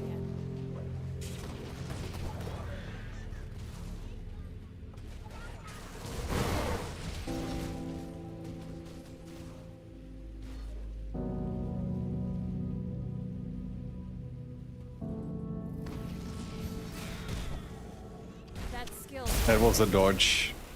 Really. There we go. She better start dropping the right ring. Was all this running. I might actually consider putting on the movement speed potion again. Just for this. Can't do that yet. Can't do that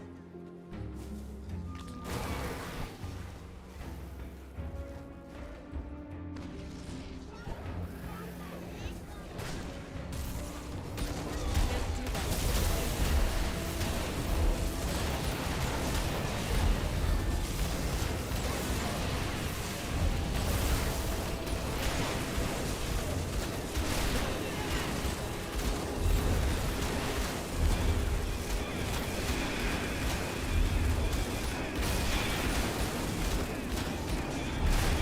That skill's not very You remember if her TSS drops your damage?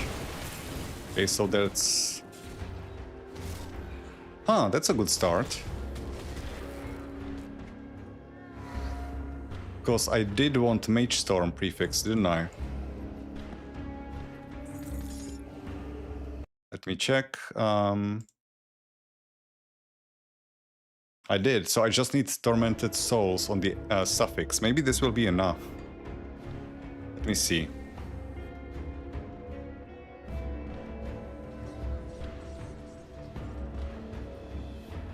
You... Broken down? Where the hell is it?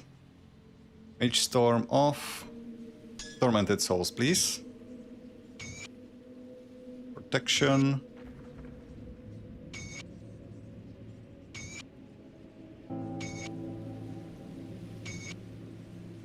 Vitality isn't terrible, but I do want my percent damage to be respectable.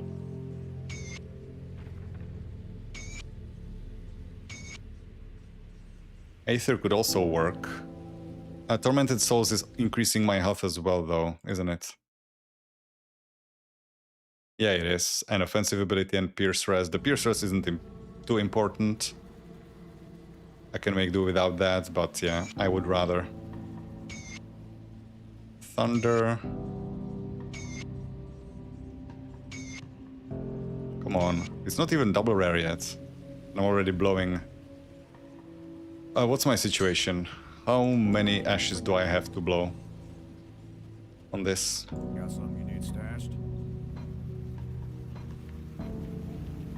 100 only. Fuck. I guess this one is bricked, isn't it? Like, getting Mage Storm and Tormented Souls, like, one of the two on the drop itself shouldn't be too hard, because it is an Aether ring. So it should be dropping on its own. I sunk already too much into this one, so I'm gonna try again.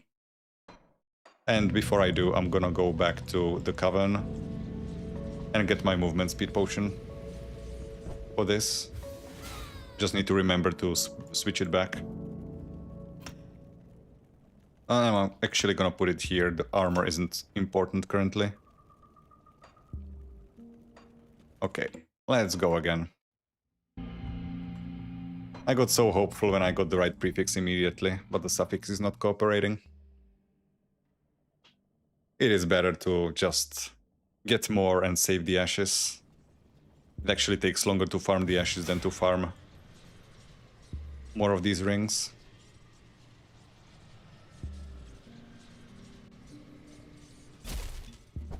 Even though I wish it wasn't this much of a run.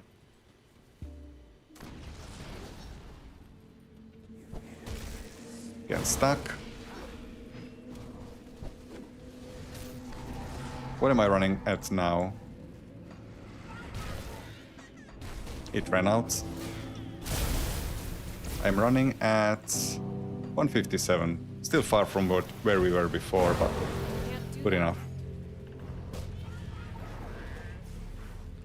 Jump over. Feels a lot better to run like this. I'm still not completely sold on the projectiles on the healing potion. That skill's not ready. It does technically give me more healing because it has 100% weapon damage on it. And actually, wait, does it apply both weapons on the potion? Oh, just main hand. Ah, that's not that great.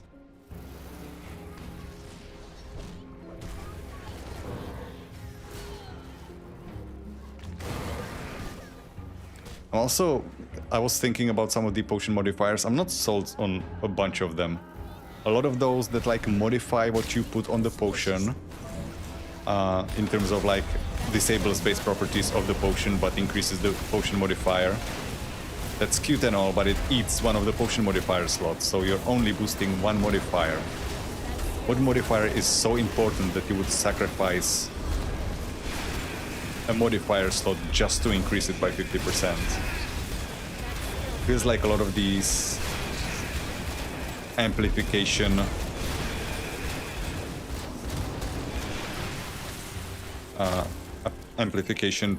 parts of the transmuters or the potion ingredients are kind of a waste of a slot, feels to me. That's the wrong ring.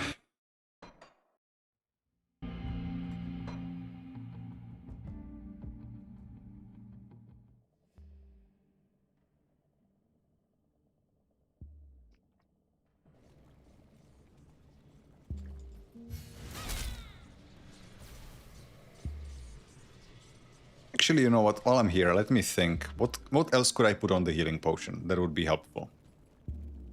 So I'm minimizing the cooldown so that I can get as much healing as possible from it. The health over time would obviously be a helpful version. The percent health. I don't know exactly how this works in terms of like applying it to a healing potion.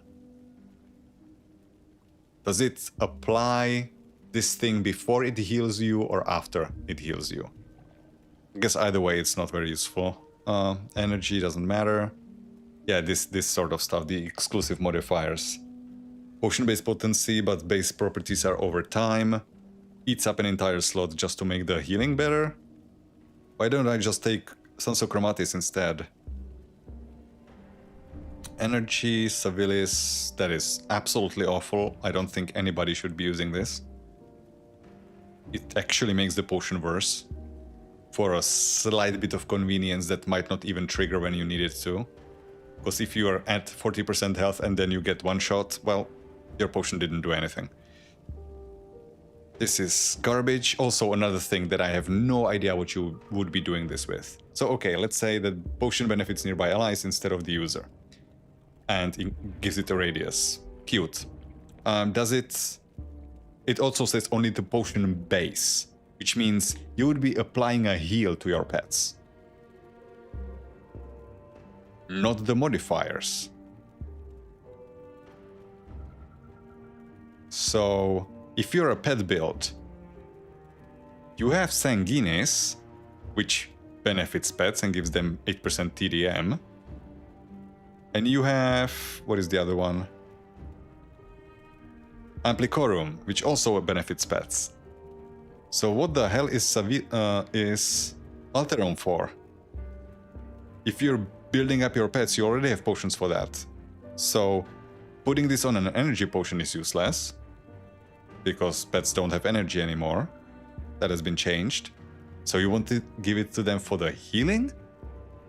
Why don't you just... Actually, you cannot apply Draculus to them. That's true.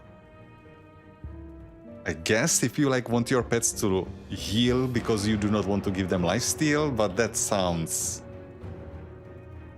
Like getting lifesteal on pets is so easy. You just take Toad. And Toad is not a sacrifice. Toad is super efficient in terms of points. So why the hell do you want Alterum? I don't want Revurum either.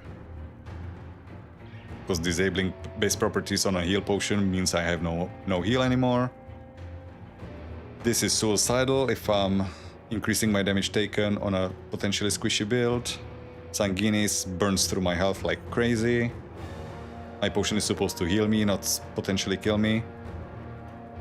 Expulsimum doesn't really do anything for me. It gives me 5% extra damage reduction.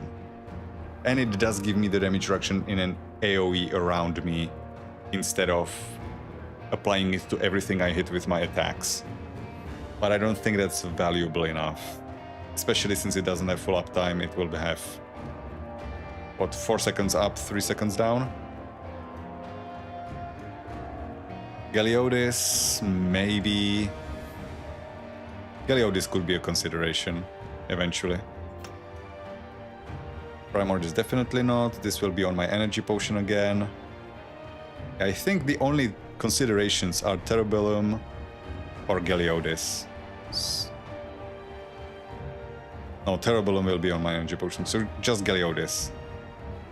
Because Potentis, since it's only using main hand damage, it's not really gonna be healing me that much.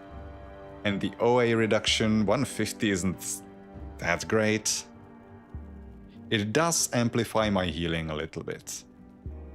Because of the projectiles that will pass through targets, those will lifesteal for me. So I guess it's maybe a better solution than Sansochromatis.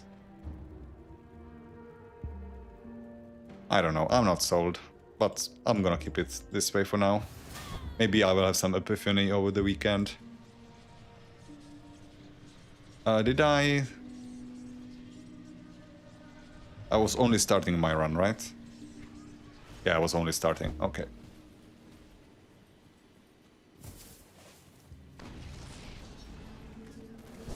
So again, just like 4 or 5 of those rings should be enough. I'm not looking for too crazy affixes, and I actually have multiple options that I can get. Like on the prefix, the Dreadlord actually wouldn't be bad at all. Might actually be preferred to the Mage Storm that I was considering originally. The suffix, I guess I'm a bit specific on. Because Tormented Souls does sound like the best option for me. Oh, I didn't drink my movement speed potion.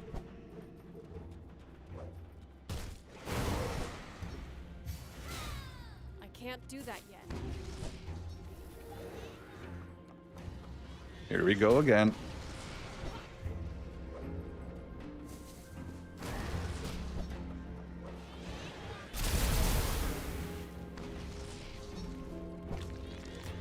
Yes, the traversal is so much better with the leap. Holy hell.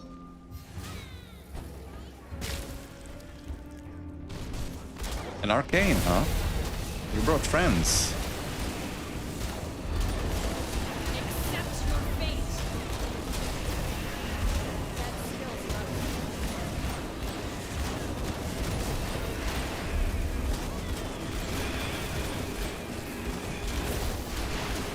Starting to have certain doubts about the debuff bar up top.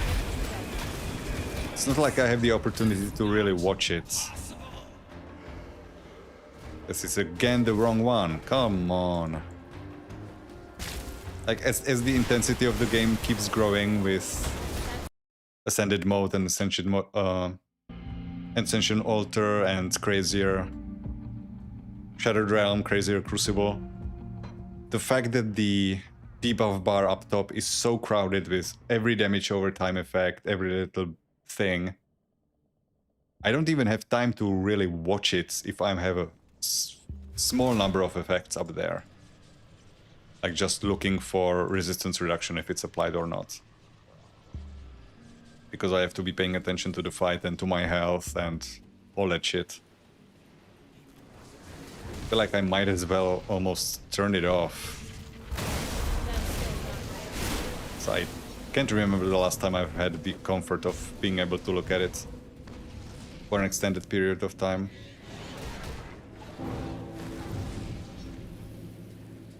If they maybe trimmed it a little bit to remove like the damage over time effects and basically only kept like resistance reductions or damage reductions Can't do that yet. up there, would make it a lot more readable.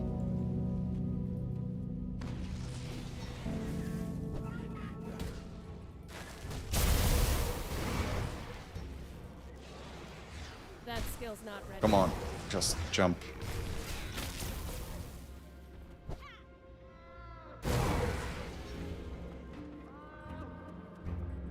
And actually both Bone Chilling Cry and Word of Pain have pretty decently noticeable debuff icons.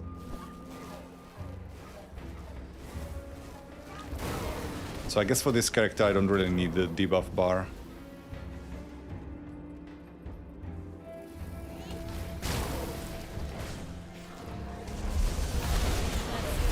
Although that said, both of those effects overlap over each other, so it's hard to tell if Bone Chilling Cry is applied when Word of Pain is on.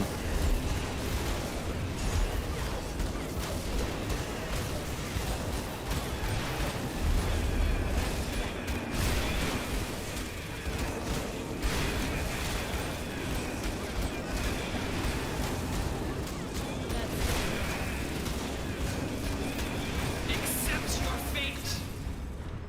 Oh, the end. Okay, so we do have a signet. No.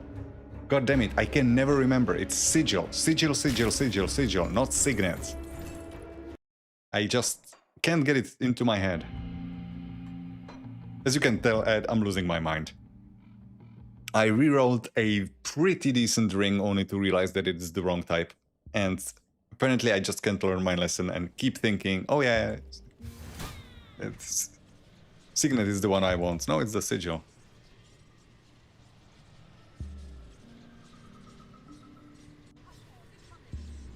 That skill's not ready. But we did have a success. We have pretty solid Infiltrator medal. Not the perfect one, That skill's not but actually possibly may have been a saving grace that, or not saving grace, but lucky roll that I actually got what I got on it, because I might have eventually come to the conclusion that I need it instead. I got Dauntless Will suffix on my medal, which will give me, let me through, which will give me crowd, not crowd control resistance, disrupt resistance.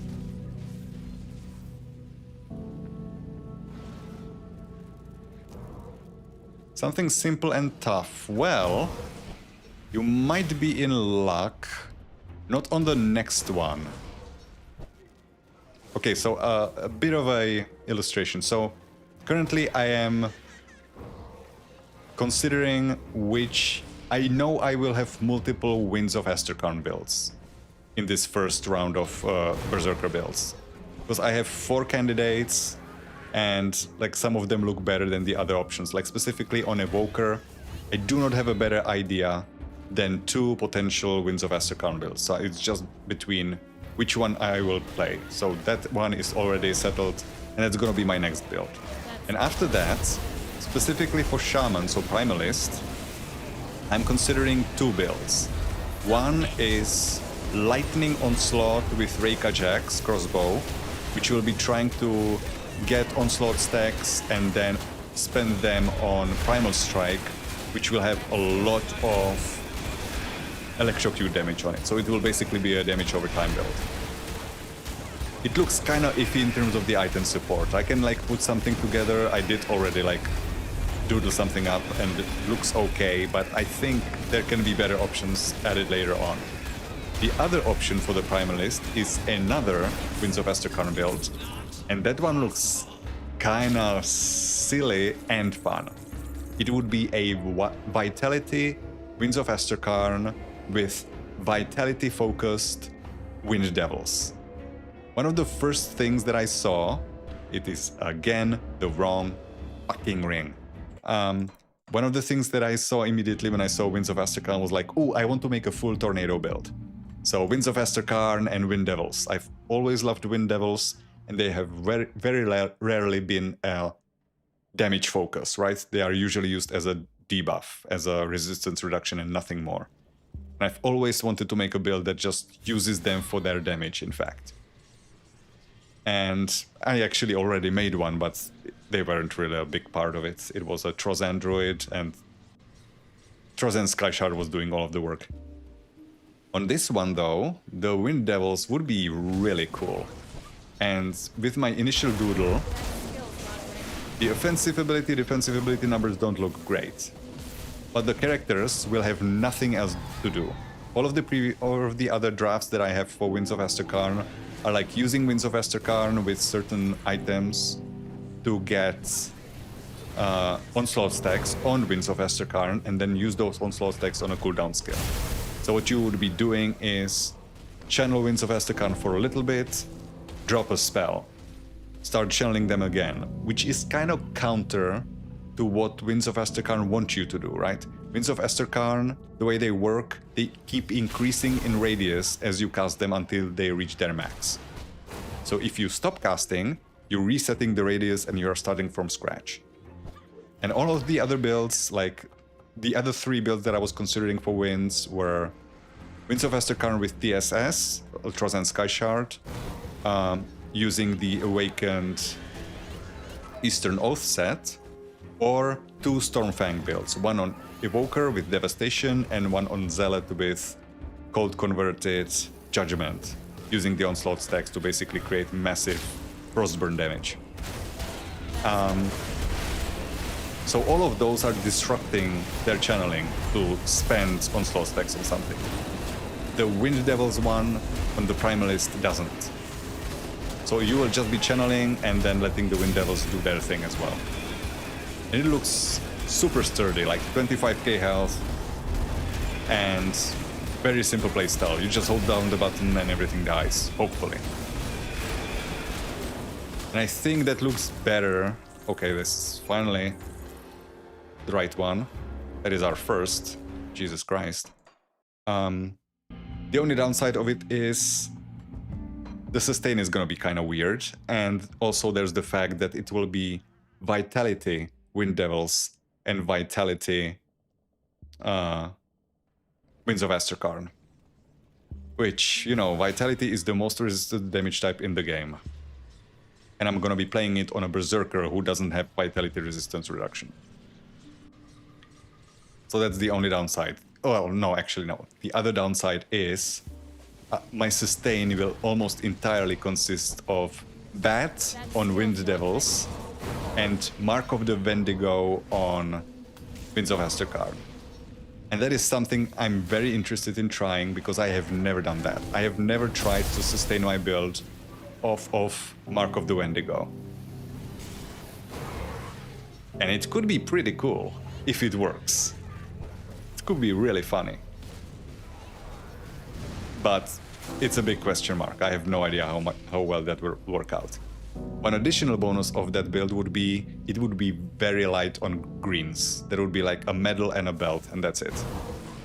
Everything else would be legendaries. So, should be fairly cheap. The only annoyance will be that basically the entire build consists of the Morgoneth set. So like, well, not just Morgoneth set, other Morgoneth pieces as well. So like, Morgoneth weapon will be the main star of that build. So if you want to make it from scratch, you will have to be running Tomb of the Heretic a lot.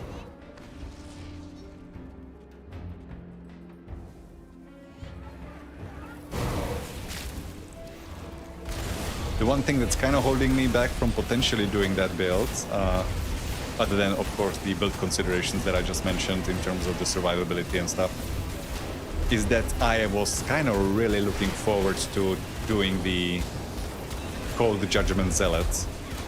But if I do the Cold Judgment Zealot and I also make the Cold Evoker, which is basically the only ideas that I have currently for it, then the Winds of Aether would be kind of overexposed. I would have 3 builds in the first 9 Berserkers that I make centered around Winds of Aether, and I'm not a huge fan of channeling builds.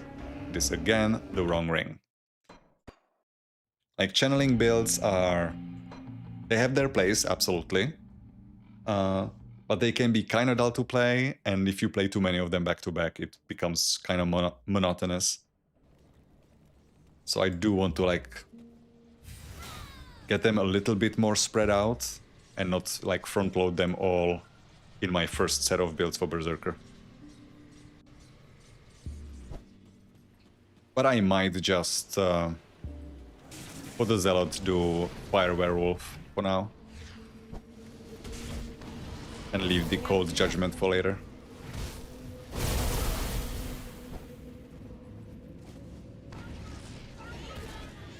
I'm also very excited for my Dreadnought, but that's gonna be probably something I leave for last, because that might be an absolute disaster. I'm not gonna spoil that one, because that is such a stupid concept. Somebody already did try something like it, and said it was an absolute meme, but I think I can maybe do a different take on it that might work out better.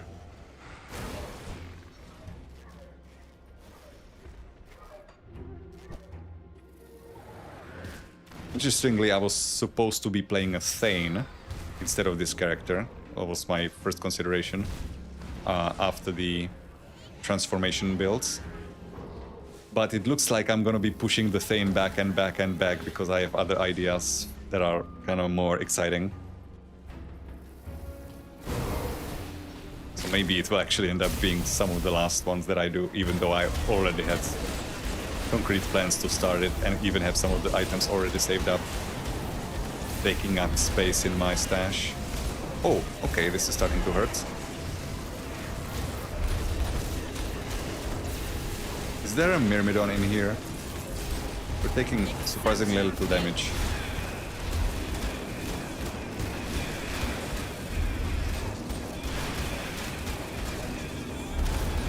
Another thing that I was considering for the Zealots, but that's probably too crazy and I will wait on it, is a Retaliation Berserker.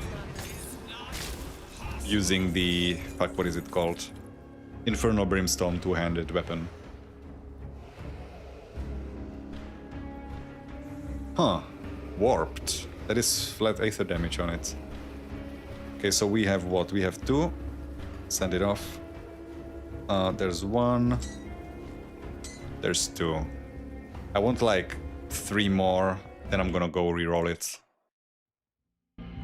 My ashes are going really low, so I cannot really afford to be spending too much on expensive rerolls, so I need more materials, or rather more rings to try the rerolls on. It might actually be something that I don't end up finishing this session and will have to leave the ring completion for later, for the next stream maybe. I can maybe farm up some more rings over the weekend if I have the time. This game is starting to consume my life. It's... well, actually, what life? Today just like I was listening to like a 6-hour long form video on YouTube, and in the background or in the foreground I was playing Grim Dawn, just farming up materials to get this character finished up. So like Ashes, running the challenge dungeons, running Avinia to get the medals for this character. I think I spent like 5 hours today just playing this game off stream. It's a problem. 3 years of not playing your favorite game will, I guess, do things for you. Now I have to overcompensate. If this game could be taken intravenously, I would do it. That skill's not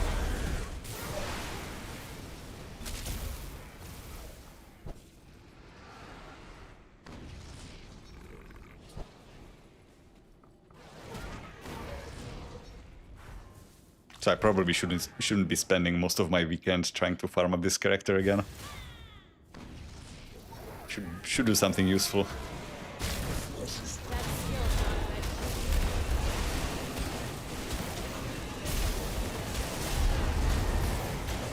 Submit.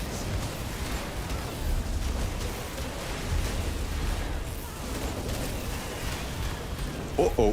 Where did that damage come from? Accept your fate.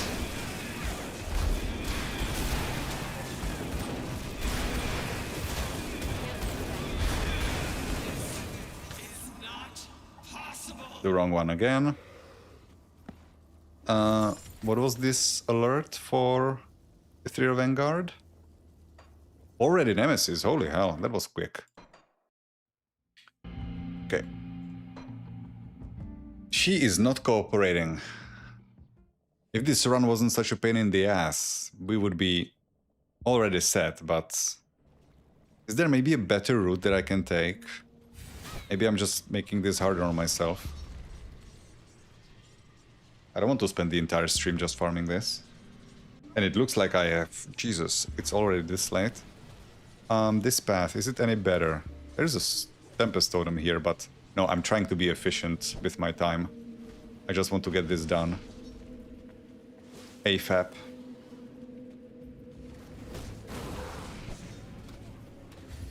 That skill's not ready. That's not a lisp. That's something I stole from day 9. As fast as possible. Can't do that yet.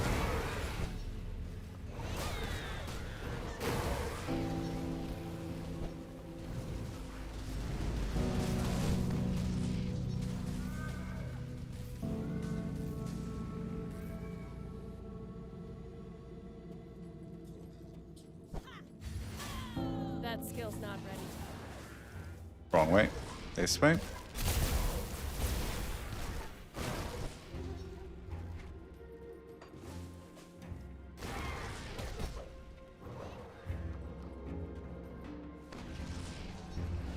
Could I maybe make this path more efficient? Probably not, right? That skill's not ready.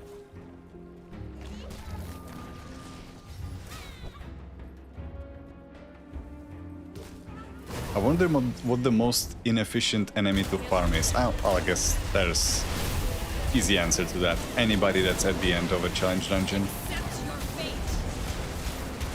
Probably trying to farm the Charzul's World Aether might be the hardest thing, or the most annoying thing. There's no easy way through that dungeon.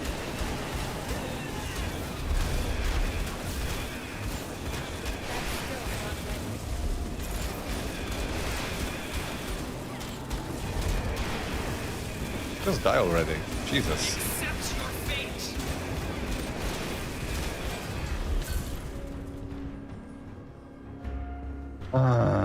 You're doing this on purpose.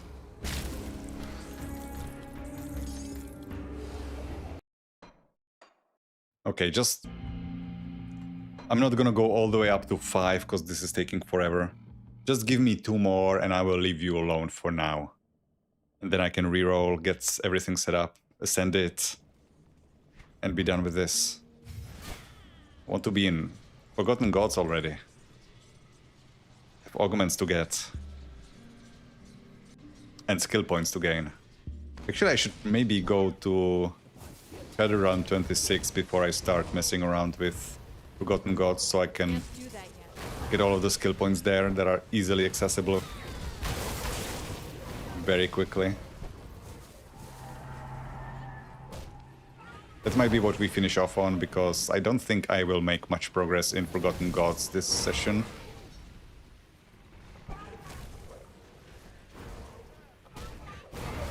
So this did turn out to be a bit more of a setup episode than I was planning. I was thinking I was going to be making a lot of progress, but yeah. Rerolling the medals took a while, and now I need to farm these silly rings. That skill's not ready.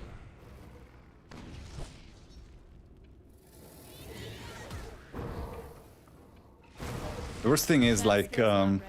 even trying to... There is the modifier on the Ascension Altar that gives you a higher chance to get double rare drops.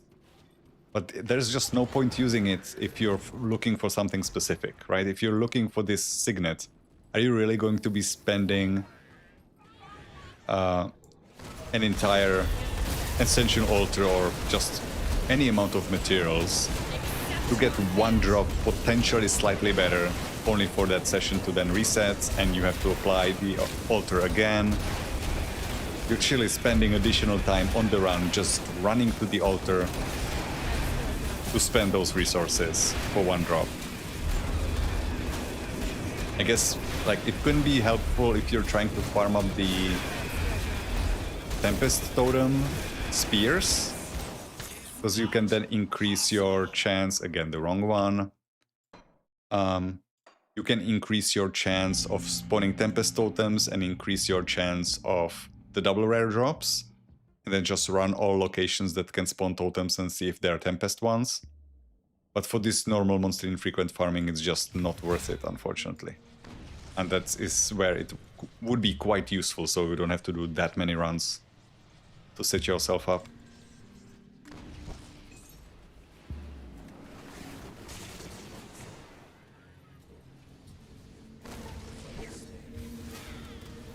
That skill's not ready.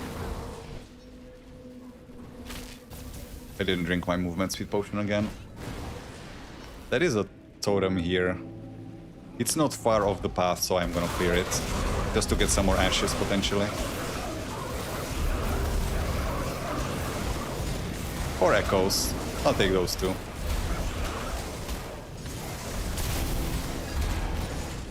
Stormrand, hello. Only drops from these ethereal totems. I do have plans for you, but cannot keep you.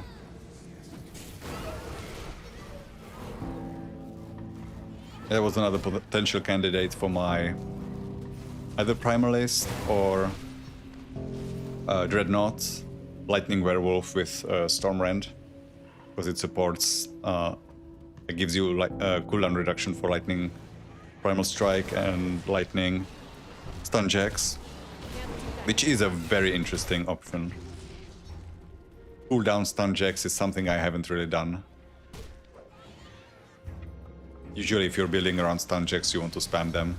That skill's not ready. So having an incentive to actually use the cooldown variant with its stun and bigger AoE, that is very welcome.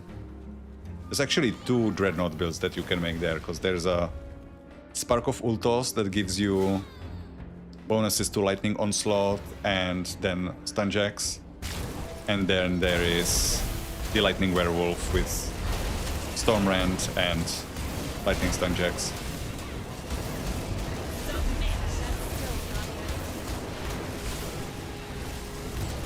And there's also a Lightning Grenado Werewolf build. And you can potentially combine both. Actually, I was considering that, doing both, like, because the Lightning Grenado is basically confined with the Werewolf to just a medal. You could use the medal, otherwise make just a pure... That's the right one. So, okay, just give me one more. And basically make a just pure Lightning Werewolf with Stun Jack focus, and then just slot in a Grenado on the medal as a finish off. It will eat up some more skill points, which you potentially may not be able to afford. But it doesn't really look like the Lightning Grenado with Werewolf otherwise has much to work with together. Because I think a lot of the Lightning Grenado stuff is on like shields and stuff, and I'm not sure you want shields on a... Actually, no, is it on a shield? I might be thinking of Lightning... Yeah, I'm thinking of Lightning Ages of Many here, not the Grenado. There's actually a lot of support for Lightning Grenado. Yeah, some of it is on pistols or like guns, which probably isn't something you want to be using with a werewolf. I think there's also a caster of hand for it. I think like the Stormbringer of Malmouth or Codex of Eternal Storms, one of the two. I think it's the Codex. Stormbringer of Malmouth is a pet of hand, isn't it?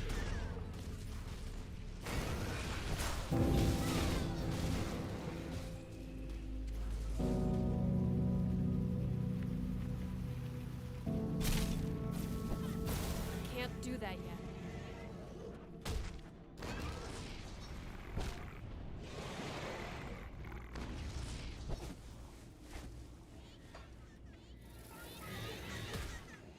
Up and over.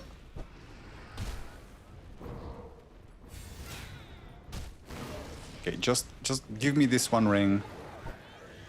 And then... Oh, I'm not asking for much. Just give me the right ring and then let me reroll the right affixes on it. That's not too ambitious, is it? It's a real shame that the one ring that I already got with the right prefix then refused to roll the right suffix. Or even become double rare. We could have been done with this already. I mean, we could have also been done with this if I just accepted the fact that I might use a legendary ring instead, but I just have to try to make this build better.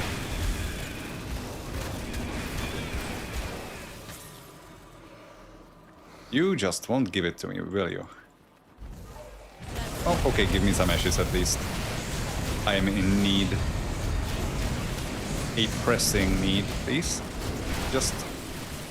Ah, that wasn't much. Okay, around we go again.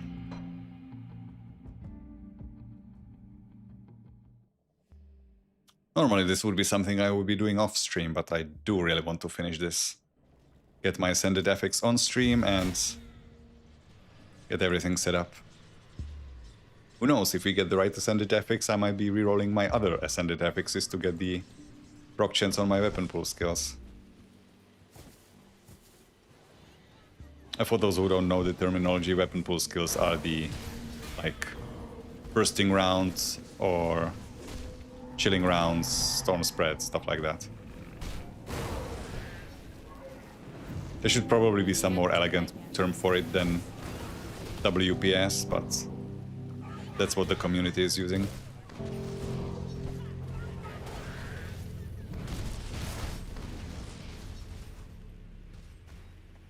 I'm actually not even sure where it originates from. Maybe it's from the game guide or something.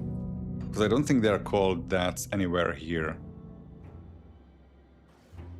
Yeah, it just activates off of default weapon attacks, but that doesn't give rise to the abbreviation that is being used. I can't do that yet. Maybe that's something that was already used back in Titan Quest, because Titan Quest also had weapon pool skills like this.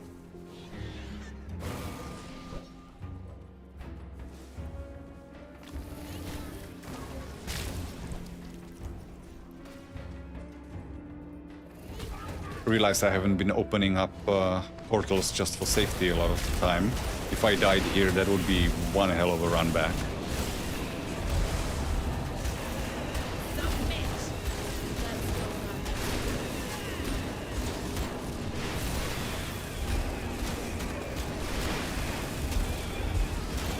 Okay, please, just drop it. Accept your fate. And I expected the... It's again the wrong one. I expected the rune to be leaving a lot bigger mark than it is, I must say. Given that I'm giving it so many extra projectiles and then I'm giving it TDM from Onslaught. The enemy health bar isn't chunking by that much. Granted, Alostria is Aether resistant, but still. Thought it would be a bigger nuke. Like on the level of the Chaos Bone Harvest. With the caveat that the Chaos Bone Harvest was being cast much more often than the rune can be. Because I had a way to refresh the cooldown. That skill's not ready. thanks to Loghor.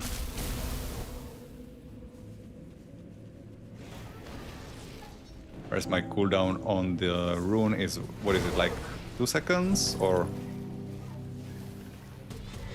2.2?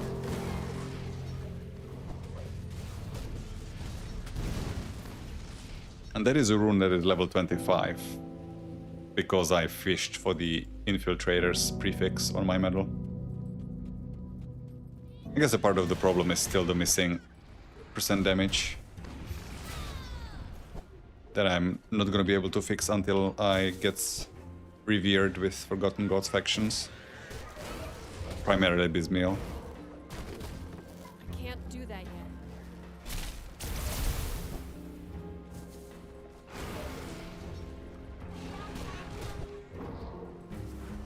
Okay, just That come on, skill's not ready. let me through. Okay, just one more ring, please.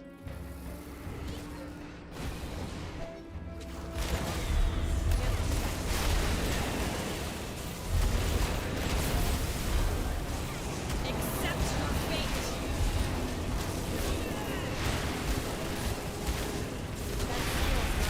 That skill's not ready.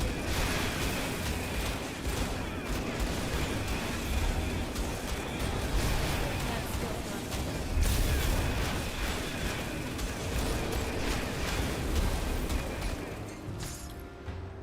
ready. You just have to make this difficult. I hate you, Alostria. I really do.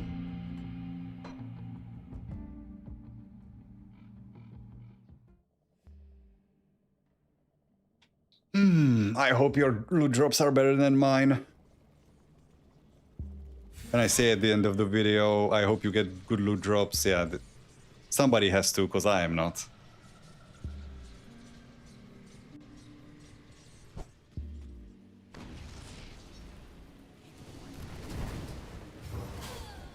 If I wanted to be really efficient with this, I would just probably take the beast collar and just run through this place, ignore everything, and have my beautiful little pets just maul the bitch for me, and I wouldn't even have to pay attention to anything.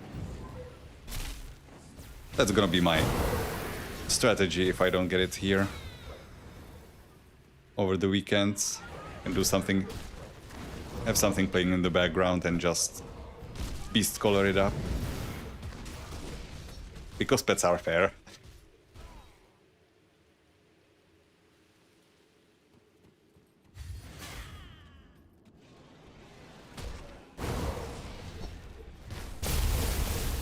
That skill's not ready. There we go. Please let this be the last one.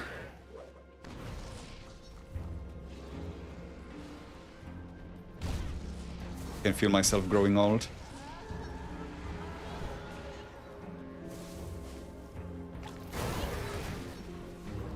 Rift get it up. Haven't died yet here, but there's always a first.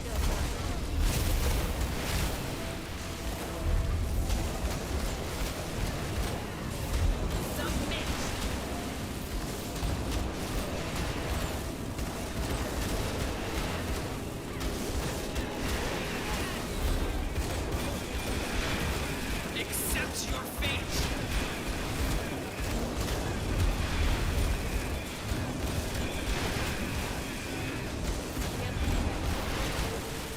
Finally, thank you. So, none of them have good affixes on them, but this might be good enough. Oh, speaking of Spark of Ultos, yeah, that is the Lightning Onslaught and Stunjacks. Sounds very silly, but could be fun. Okay, let's give it a try. Maybe we have enough. I think I'm gonna start with the suffix, because the suffix is specific, what I need on it. So I want, what was it again? Tormented Souls, which is a rare suffix, so I should look for one that is rare already. Untamed is a rare suffix, isn't it? Yeah, Untamed is... The wild isn't, is it? Oh, it is. Okay, so I have 3 rare suffixes. So, please, please, please, please, please. Landslides, that is wrong. Glacier. Winter Storm. Glacier again. Scorched Runes, that is...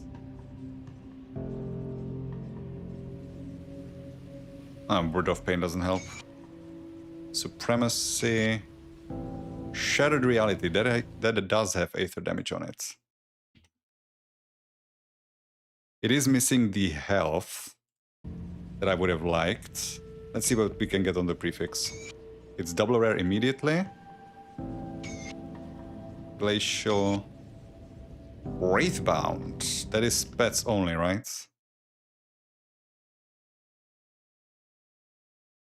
There is health on it, but yeah, it is otherwise pets bonuses. Lightbringer, not that. Harmonious. Wait, did Lightbringer have Aether damage on it?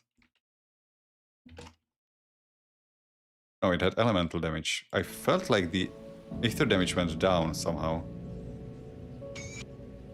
Glacial. Dreadlords. Okay, I can work with this. Dreadlords of Shattered Reality. It's not ideal.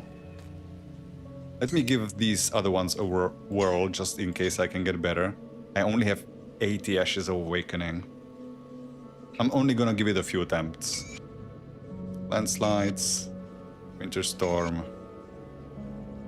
Arcane Blaze.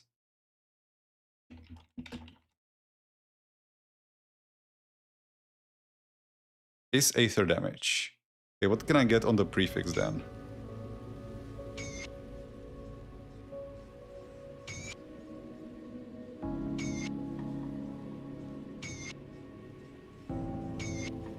It's not going double rare.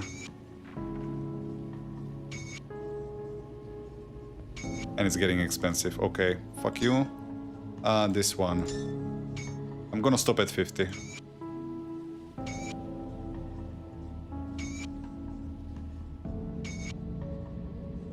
Shattered Reality, that is once again Aether damage on it, right? That is actually what I have here. So prefix.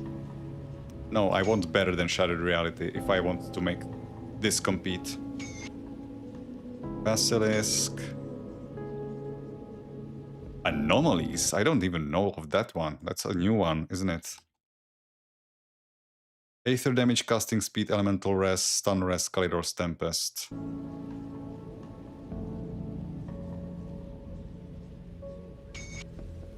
Oleron's Wrath.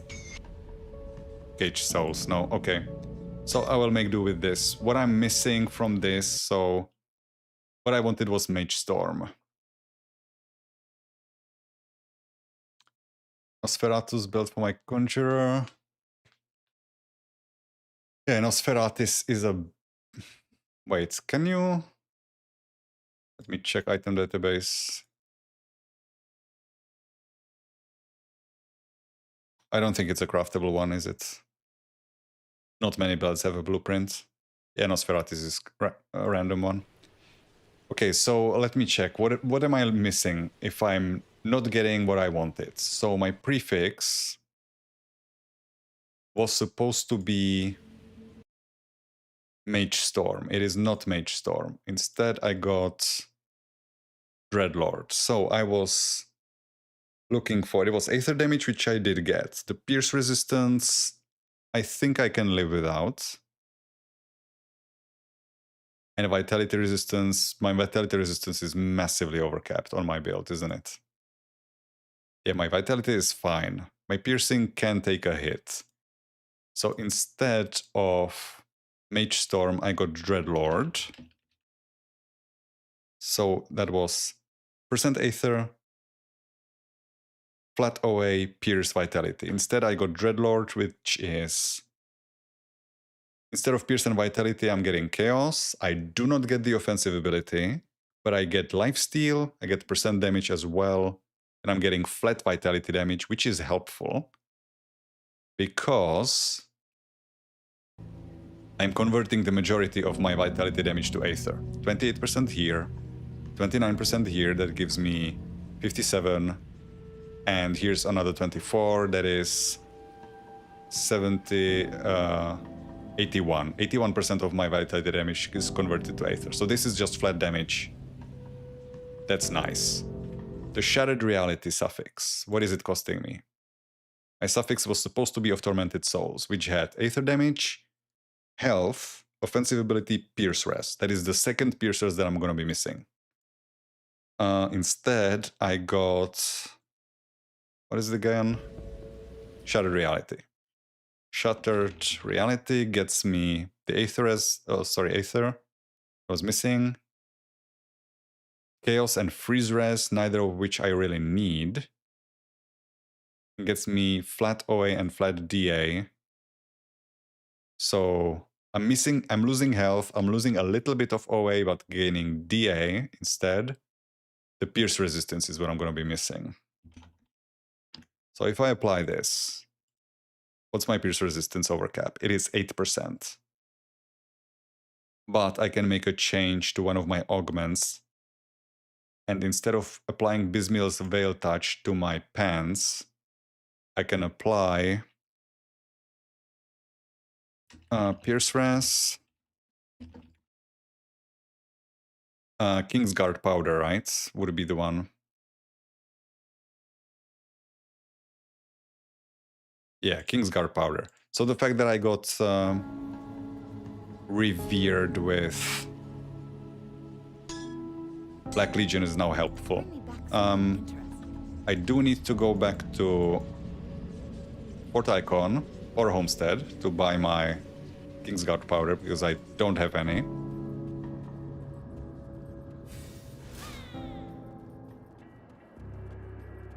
There you are. See what's left of my wares. Kingsguard Powder. Just some in reserve. Which will be going on my pants, which is the only piece that doesn't have an augment. So I have now some respectable overcap for piercing. My poison could be 1% higher, but I can tolerate that. Aether is fine for resistance reduction.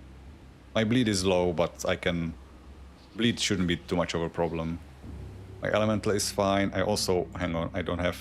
I do have Word of Renewal applied. Yeah, so this is fine. The one thing that I could consider is applying a Frozen Heart onto my ring. Just to increase the Petrify res, but I don't think Petrify is important enough. And also, if I'm worried about my CC res, I can always apply Galeodis onto my potion.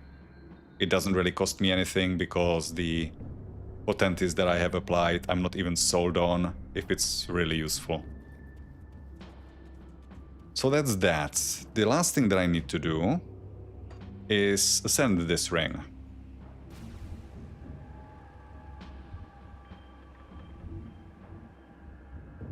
So I updated my ring on my build.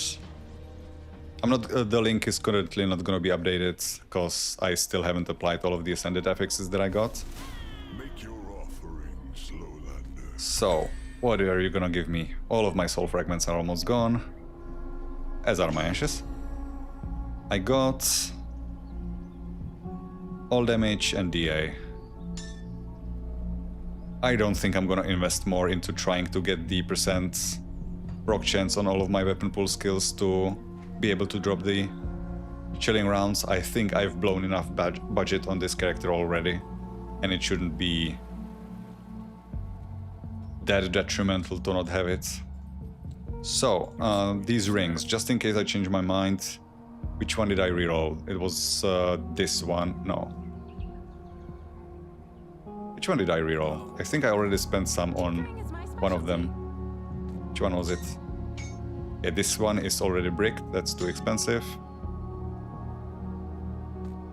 And I am going to save these just in case. Either I have more budget later on, or I decide to make some changes, or if one future character needs it, I can just take them from here. If I remember that I have them, of course, which is unlikely. Kingsguard Powder goes here. It's safe with me. Promise. This one Shall we? can go to hell. So remove the components. Slap it on here. So everything is ascended, and all that we are missing is the augments on our guns and on our rings. I should also maybe apply some fashion. What do you say? As cool as this set actually is, visually, I don't like the fact that I have a pistol and a crossbow. I should have either both crossbows or both pistols. Make up your mind. What interesting options do we have? Also, my boots are hideous. Are there any nice Aether boots? I don't really think there are. I guess Ill Omens kinda look okay. Oh no, there are these ones. Yeah, these fit. My pants. I think one of the... Hang on, let me get rid of this armor so I can see. These look nice and Aethery, but weren't there nice Anasteria pants? Nah, those don't fit. These also don't look bad. Spellstalker, why not? These gloves actually look cool. I don't really think there are any nice Aether. I could use Aether Reach, I guess. But no, let's leave the glowing to our pistols. On the chest, my base armor actually doesn't look bad at all. But I was considering Alagast. Nice armory look.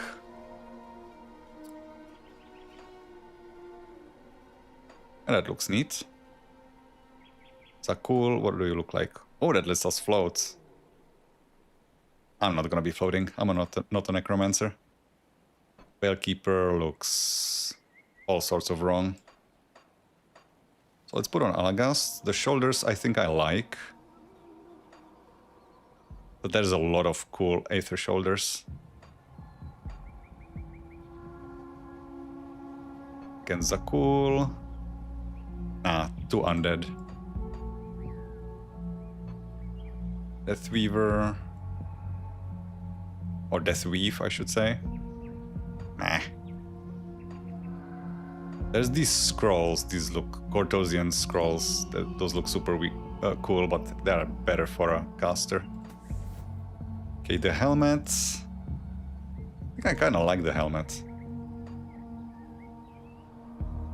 Outcast Secret doesn't really fit. Oh, I was thinking Purging Gaze wasn't bad. Also, what is the... Gaze of the Circle of 5? No, that's too castery.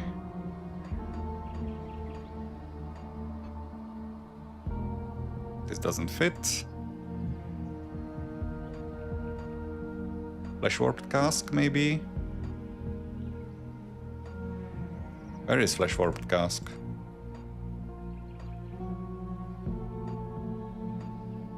Oh, there you are. Why are you all the way down here? Oh, it's Ascended Helm, never mind. Nah, that doesn't look right.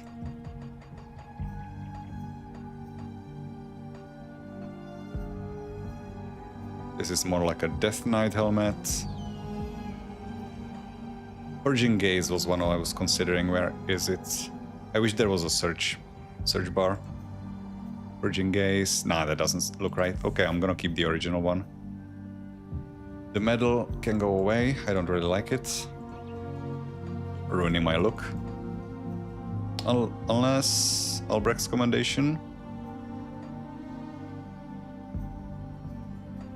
Now let's get rid of it. And the main event. So do I want crossbows or pistols? As a Runekeeper, I think the guns fit better. Do we have a nice Aether gun? Hex launcher. That's too bulky. Vile Tongue. I could just do with the same gun, but... I guess Rootnik, Soul Flare. That doesn't look bad.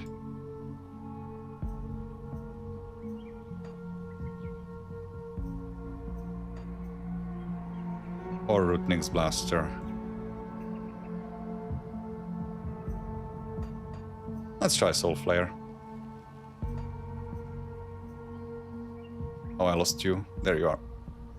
Okay. So, Forgotten Gods. Which I can actually... Can I access it from here? You can't, right? There's no portal here. No emissary. So I have to go back to Fort Icon.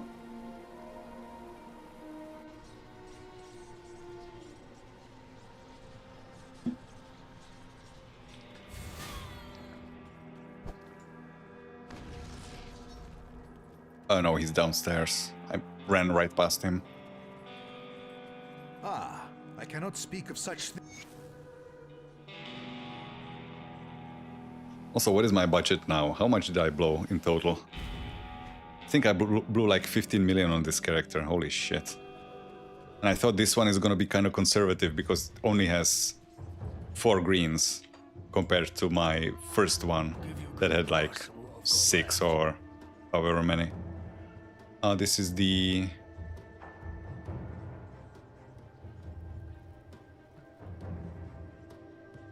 This was the one that I blew a bunch of resources on, right?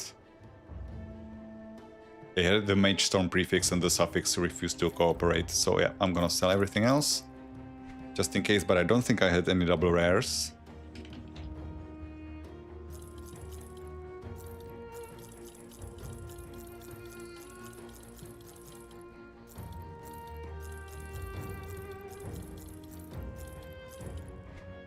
Yeah, that would be a no.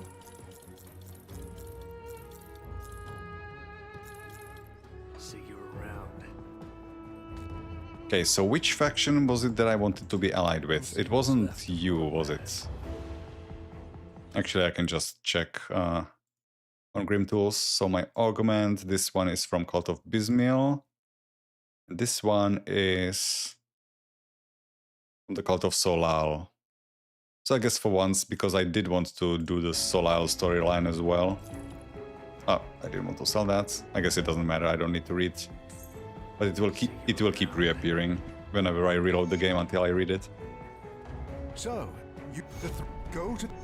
So this time I will be friendly with Solal, so I will be reading through their dialogue, because that is the last faction I haven't interacted with much during my playthroughs. The emissary.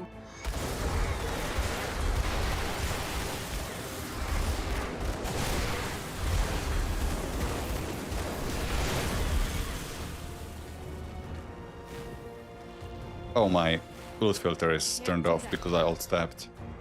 I hated that it does that. I could hear the battle from here. Ah, yes. Ever driven by... It's only because I have my turn off loot filter and highlight all items regardless of loot filter. I have it on alt.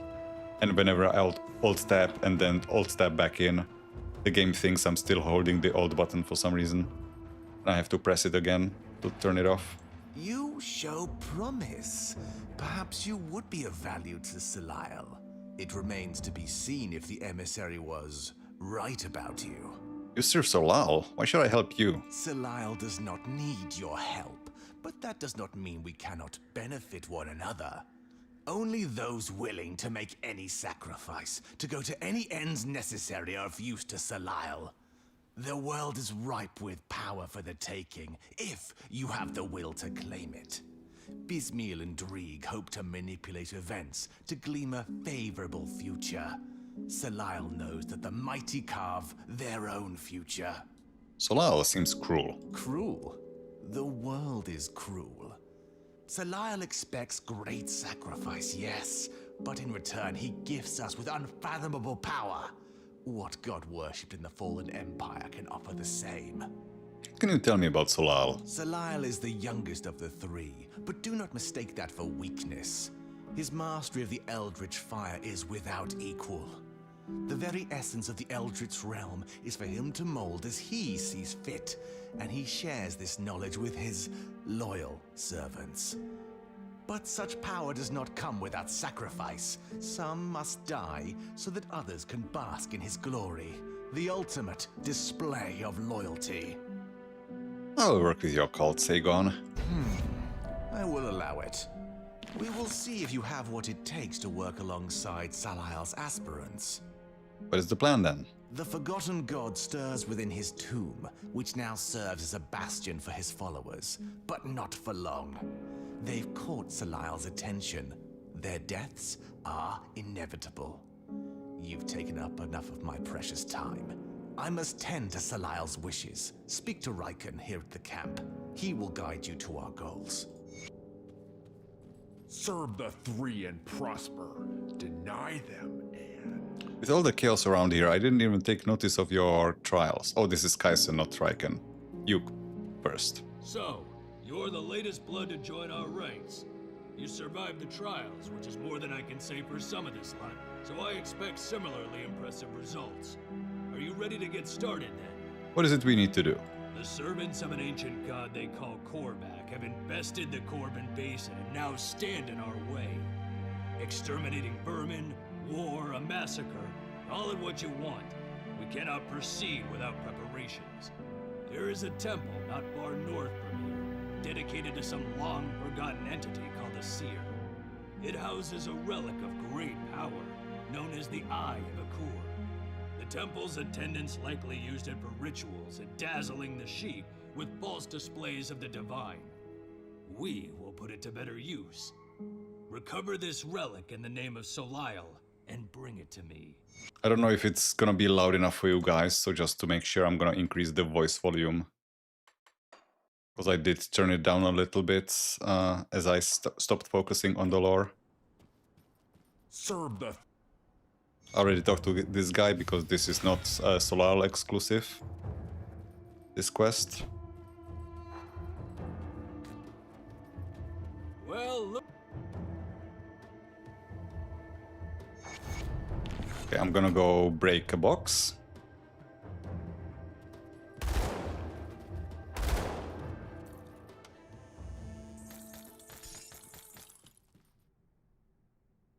One of 6. I'm not very hopeful that this character will be able to kill Kraid, but I've been surprised before, so perhaps. I do want to craft a Celestial Waystone and do Shard 26. Only that, nothing more. Blueprints. Bring them back here. The oracles of... I don't know if Shadow Realm should not be affected by Ascendant, but I'm not quite sure, so hoping I'm not screwing myself by doing this. So I do not have health numbers turned on, and even if I did, I don't remember how much health each enemy is supposed to have, so kind of hard to track if it's working or not as intended.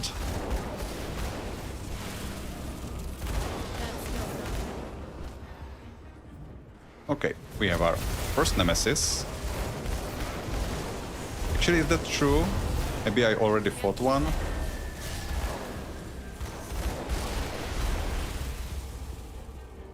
Although, who would that be? Maybe... Did I fight Kubacabra?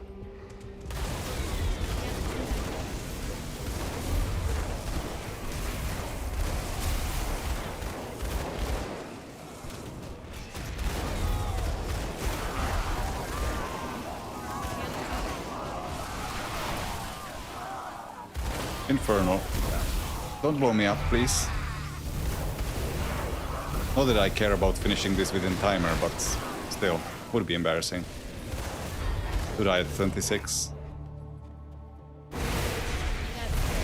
That's too young to die.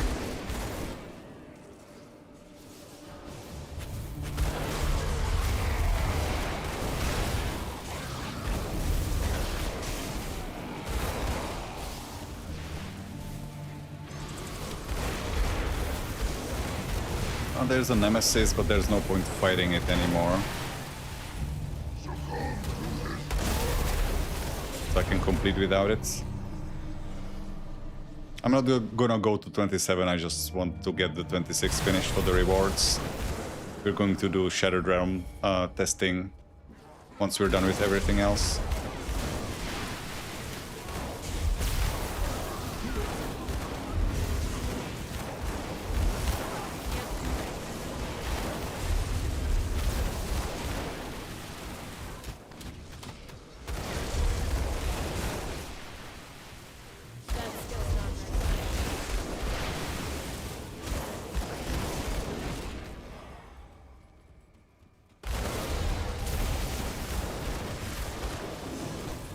Oh, I thought that would be enough.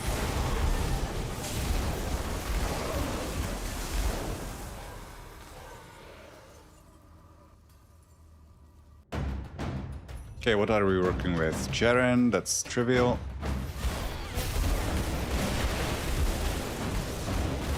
Even though he is an ethereal, so I guess he will be kind of resistant.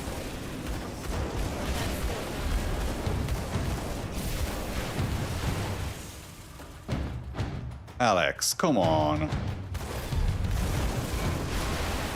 Are you gonna give me all of the ethereals?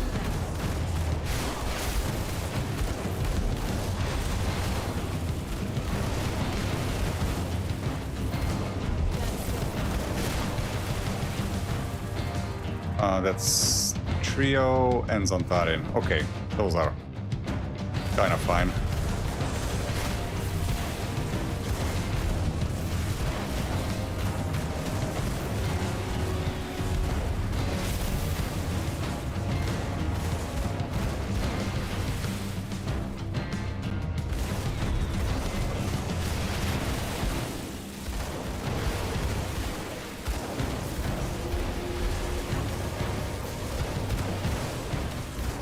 There we go. One attribute point, and that's actually not showing correctly because it's multiple rewards overlaid over each other. It's actually one attribute point and 3 skill points. So we are finished with this, so this is all going into our flat damage here. I am curious how much of a difference that will make. So my DPS currently, if I have all the buffs applied, is 106. That's because it's modified by something. Why did it go up from what it was? Oh yeah, because I swapped the ring. So 106,725. Now 108. So that's what, like 2% DPS increase, which isn't nothing. I'm gonna stop here because we are not here to farm.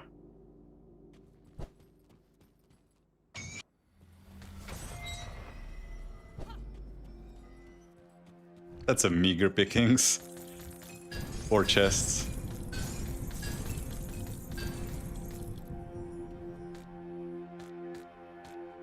If I wanted to, I could buy the entire... Ah, we got Ember's Calling, which only drops here. Oh, we can't, because I didn't go far enough. If I did another level, I could buy the Shattered Realm set. Which... I'm not convinced it even has a use anymore. You have to be some very particular build that wants it as its, like, best in slot. Okay, so that's done. I wanted to check, am I nemesis with beasts? I am, so maybe I did fight Kubakabra somewhere. I'm really not sure. So, I need to push forward to, oh yeah, buy the merit, just for the fun of it. See anything you like? Actually, I don't need to buy it, right? Because this completes, that's all. Iron well spent. How much time do I have left? I can play for like 40-ish more minutes, so I will push in forward. It's not gonna be enough, obviously, to get revered with any of the factions that I'm trying to get, but can make some headway. I'm guessing next session I would be finishing the entirety of Forgotten Gods, and then maybe even dipping a toe further into Pangs, because I stopped at Ulos Springs, so there's like half the expansion still left. We haven't fought the Dread yet, so that would be something that I would like to get done. Not just for the skill point, but I am curious how it's gonna go. I think I'm gonna almost intentionally throw the first fight. I want to just try to stand up to the Dread and see if I can tank his normal attacks. Maybe even the big red sweep. But I want to like measure what I can and cannot take.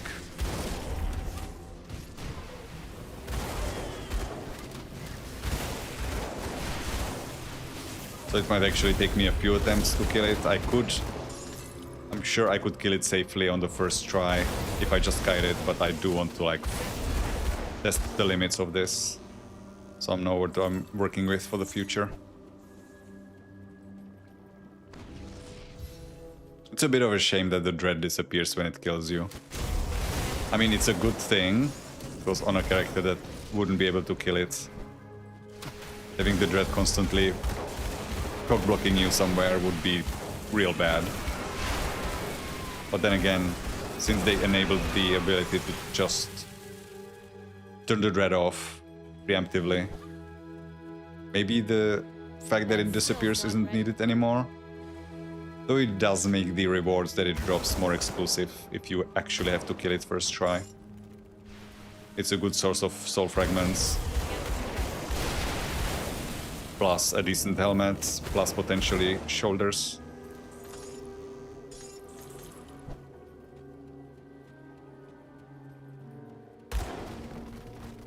Okay, get me this. I will actually go check down here because there can be a chest, the Corven Secrets chest. Is like a red glowing one, looks similar to the, or actually identical to the ones that spawn after you kill Korvac. Whenever you start a session, somewhere in Forgotten Gods, in like one of, I think it's one of 30 spots, this chest will spawn in one of them. And when you open it, it will drop a Celestial Essence. And that is like the one reliable way to get it outside of some random drops from like urns and various other containers in Forgotten Gods, which have very low drop rate for it. And also Morgoneth can drop it sometimes, but the one reliable source of it is Corven Secrets. So one of the spots of Corven Secret spawns is here.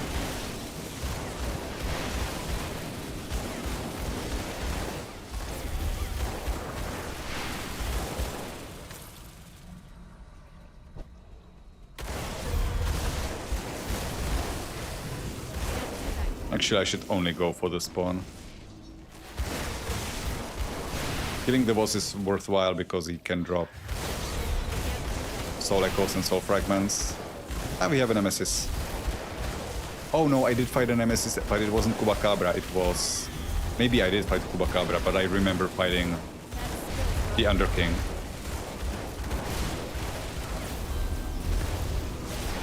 Okay, that hurt.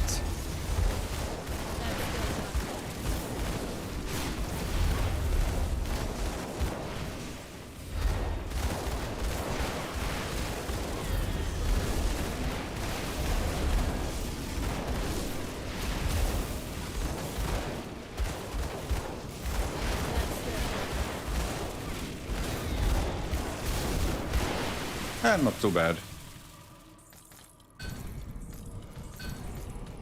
I think when I started playing Ascended mode with my Vera Raven, it had a little rougher time of it. Yeah, so the first spawn location of the chest would be here, so it's not here. And this tends to be one that some people will run like on repeat. Just keep resetting the game and hope that it spawns in here, because that is one of the closest ones to a Rift Gate that you can find. But it's super annoying to do it like that.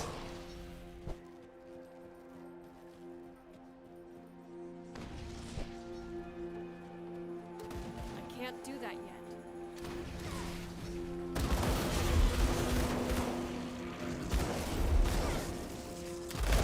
That skill's not ready. I'm just gonna actually progress towards the next spot, which is in the Temple City of Osir. I can't. And I do actually have to go into the Tomb of Osir itself, because I'm allied with Solal. Normally you can skip it. Actually, that's not true. If you're allied with Dreeg, there's enemies that will specifically spawn inside the tomb that you need to kill like 12 of or something.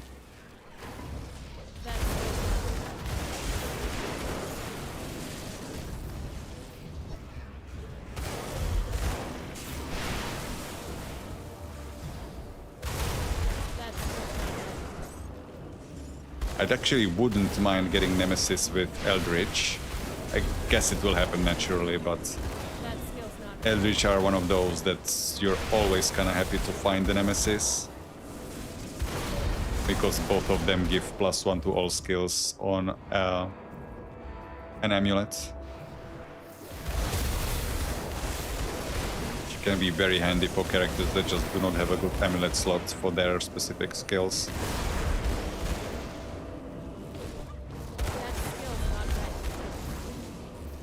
Which isn't actually all that rare, surprisingly. It's contested that the amulet slot can be some skills just basically have nothing there. Like, for instance, on the Stormfang Evoker for Devastation and Winds of Hestercount that I'm planning to make, there are good amulets for Devastation, but they like provide conversions or are... Actually, are there good amulets? It's more like one amulet. There's the Herald of the Apocalypse, which is for fire devastation, not for cold.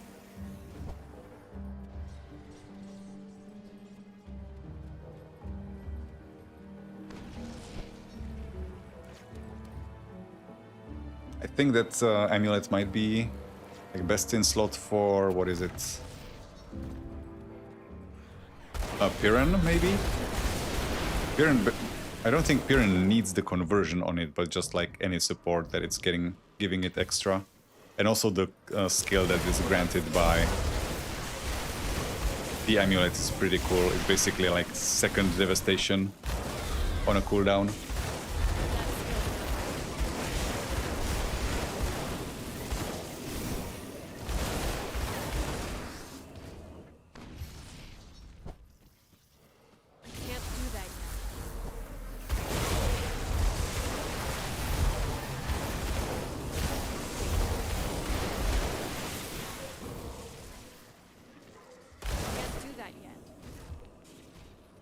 Getting surprisingly few demons in these containers. I guess I maybe got too used to today's session of fully boosted spawn rate of remarked chest, so basically everything I touched was full of demons. Not quite, that's an exaggeration, but a lot of it was.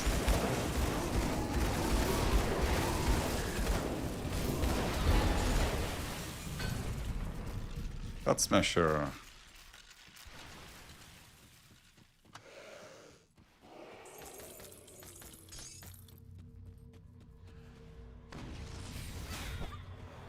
Okay, skip everything else.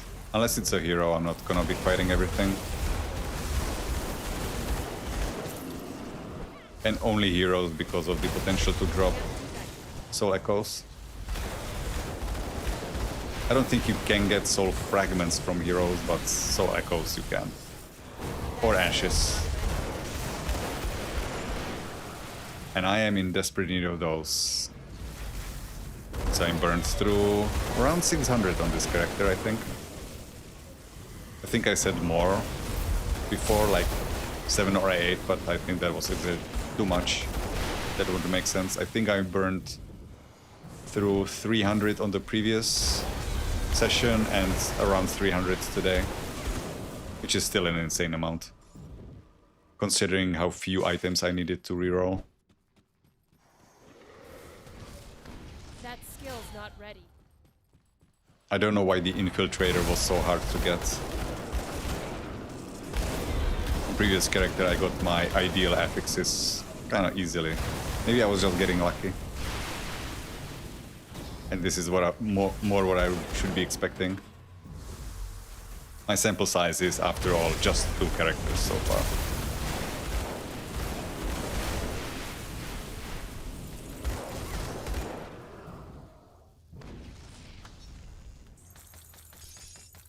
Soul Echo, Ashes. Yep, that's nice. Reaper Pants. Huh. From a chest. Yeah, that can happen on Ascended mode.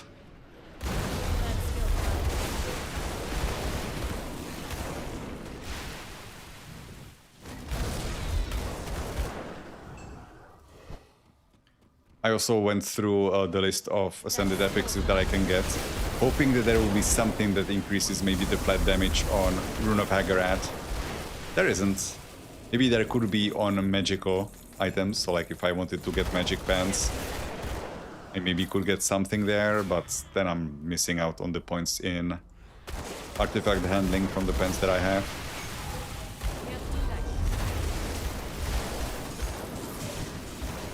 And fishing for specific Ascended Epics is... that seems like even a more risky endeavor than trying to get at least the right prefix and suffix of a rare variety. I'm not made of money. As much as I have time, as much time as I have spent in the game, like farming even off stream, I'm still kind of poor in the new materials. I'm sure over time it will become a surplus, but currently it's basically every character is burning through everything I have.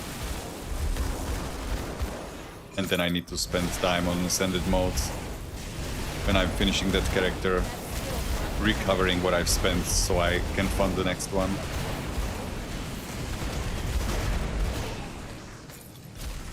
Although I must say, surprisingly, I didn't have that much trouble getting the werewolf set up, even though it was my first character and was starting with 0 capital in terms of new materials from Fangs.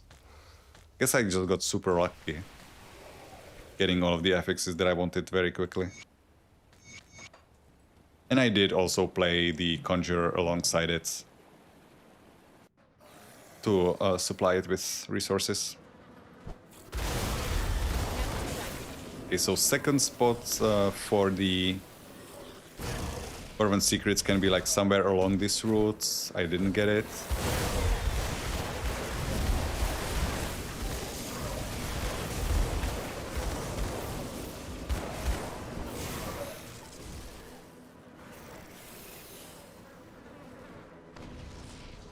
This time I will talk to the right person for once. I clicked... No, I didn't talk to the right person for once. Are they shuffling maybe? I thought last time I clicked on the bottom person and it wasn't the right one. Now I clicked on the top one and it wasn't the right one either. But no, I don't think this game changes positions of NPCs. I just keep clicking the wrong one.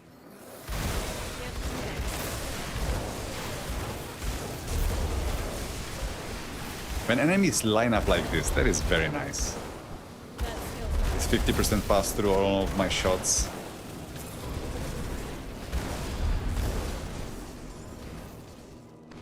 Okay, so there is a second grade here.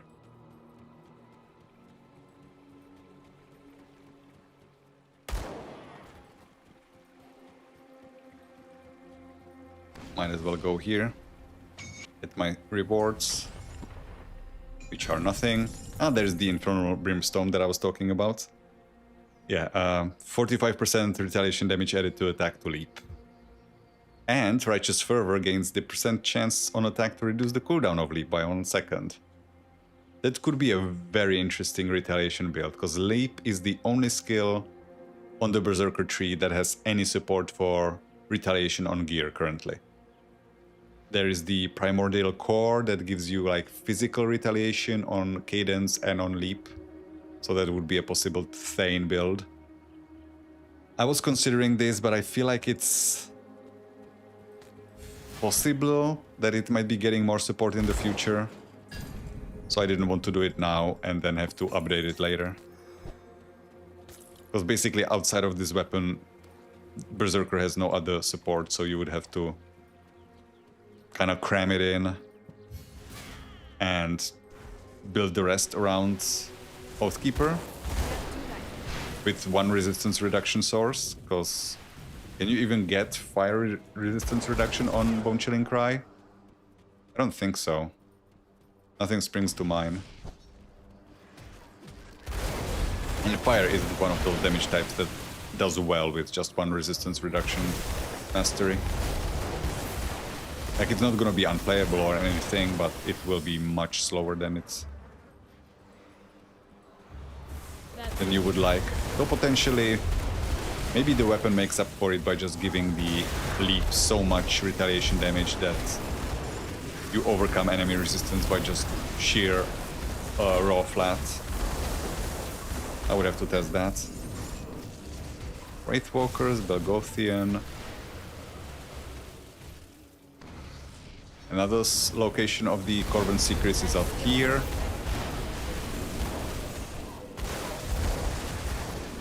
We did not get it. That skill's not bad. And another is just a bit forward. And so if I'm trying to farm celestial essences, this is usually what I do. I go to this rift, go to the maggot lair down there, then I jump over here and I run from the rift gates, which is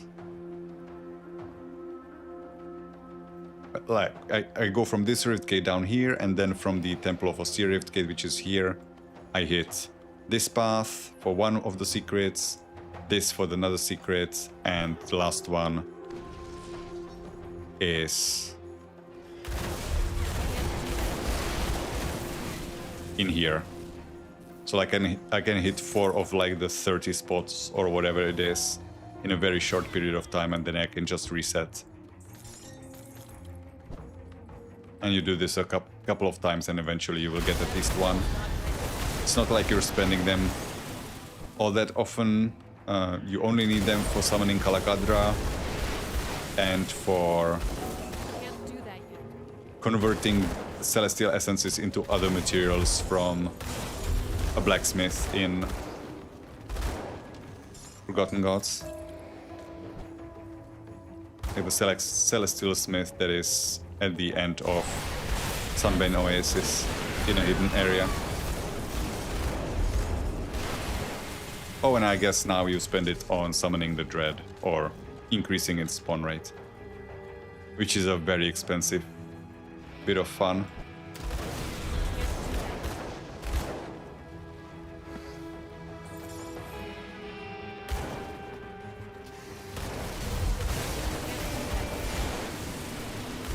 There's our one-shot chest. Venom Spine Greaves. Still missing a couple of blueprints that I would like to find. The one that I really care about is the Bloodlust set. This is the last set that I'm missing, since I found Zakul while I was farming today. And I found Yarldin last time from the shrine, the devotion shrine next to Kraval for some reason.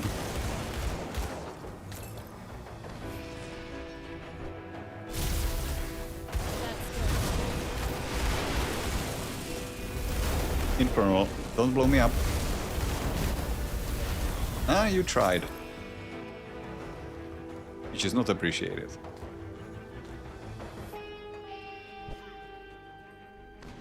That skill's not bad. Why am I killing you? You don't matter. Let's just move. Oh, I just realized I still have the movement speed potion. I should change that. Even though I'm skipping a bunch of stuff, I don't want to be forgetting that and then be surprised later why I'm dying to stuff. I shouldn't be. I think I replaced the armor potion, right?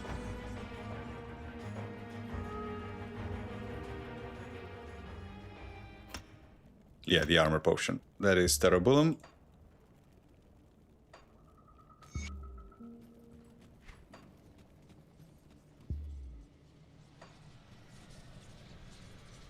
Back down. That's the wrong one. Clicked too fast.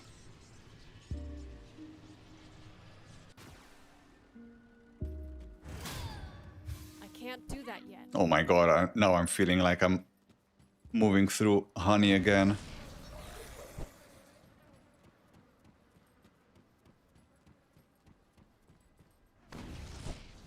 What am I moving at again? 142, that's still better than base. Base cap.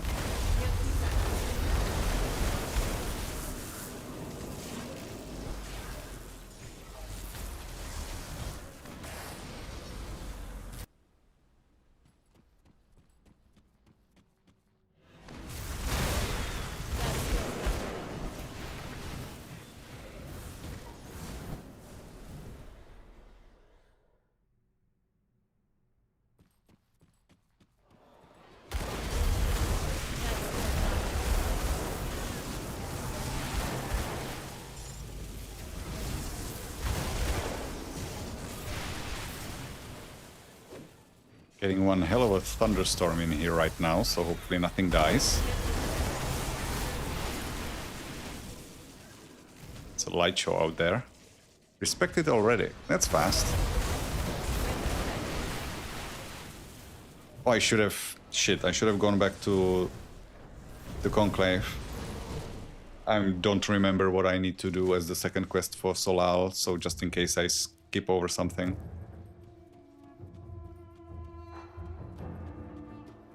You're looking smug. Do you have the eye? Give it to me. Can you sense its power? To think it was wasting away in these ruins all these centuries. Yes, this will serve Solisle's needs well. Perhaps I was wrong to call you an aspirant. You are far more useful. Was that all? Korvac and his minions cannot be underestimated. We must enter this fight united and without fault, or we risk failure.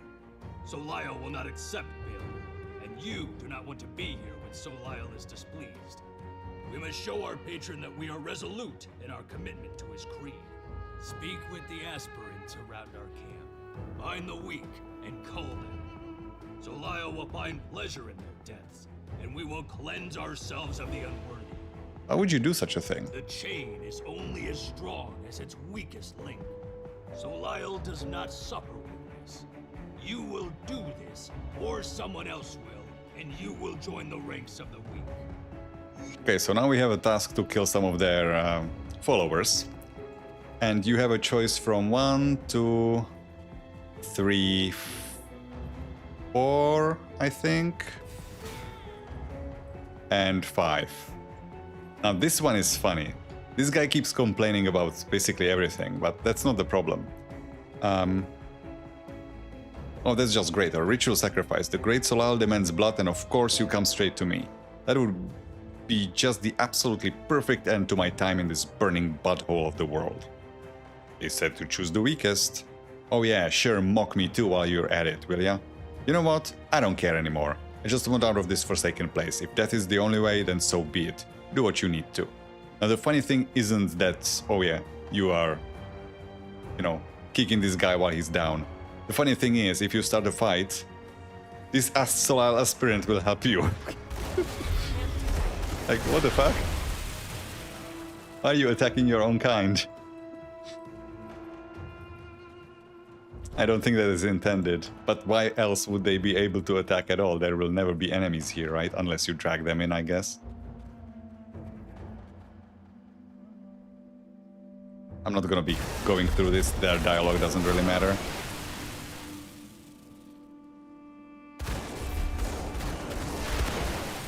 Okay, that's 3 of them and that's all you need to do. Have you purged our ranks of the weak?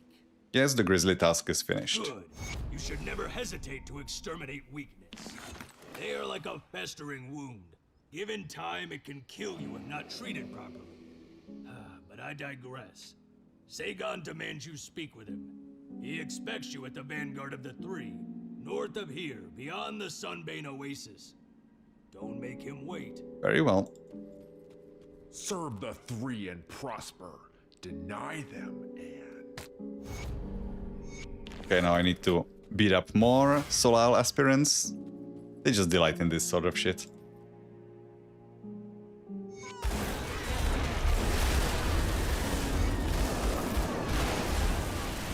I'm gonna let them stay. Doesn't really matter. Serve the Okay, what is my reputation now? Already honored, so halfway there. And I now can accept the quest for the inventor. Which is still something I can't do, reroll sets. I had to go to the Crucible to do it. Because for some reason it's unlocked there already. Hang on, I should go check that I closed the window. So that, you know, I'm not getting rain in here.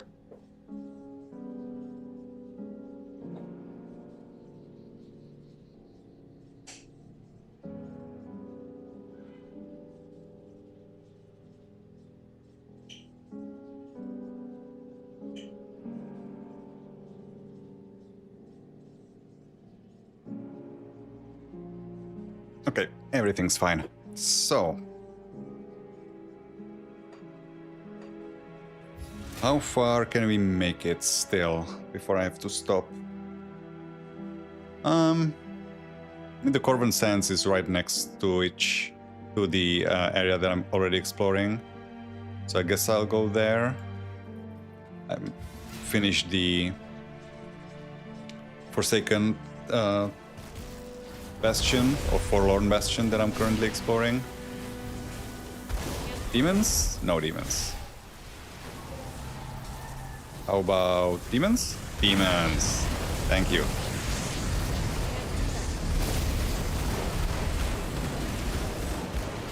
More ashes. I need all of them.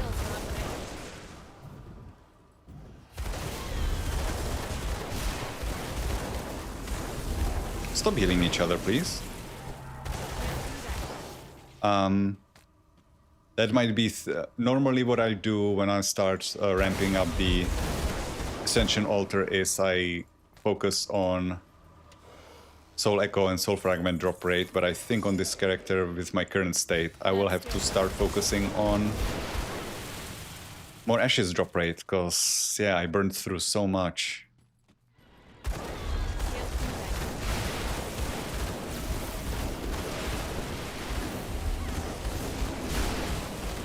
Although I burned through a lot of Soul Echoes and Soul Fragments as well, but like not typically so, it's more like just ascending everything costs 5 per. Then I did a few rerolls, but not excessively.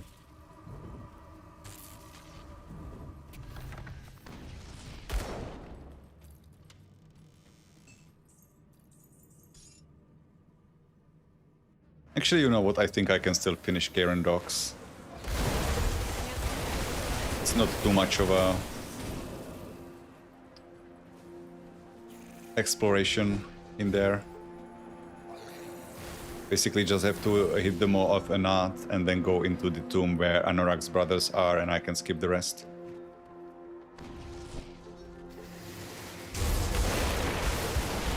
I guess I will go kill the Corvan Titan of War just so that maybe I get a double rare.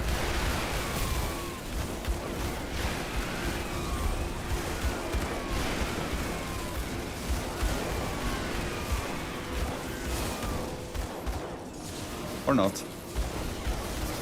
But I do still want to pick this shit up, because, yeah, I burned through a lot of money as well. I burned through a lot of everything, basically.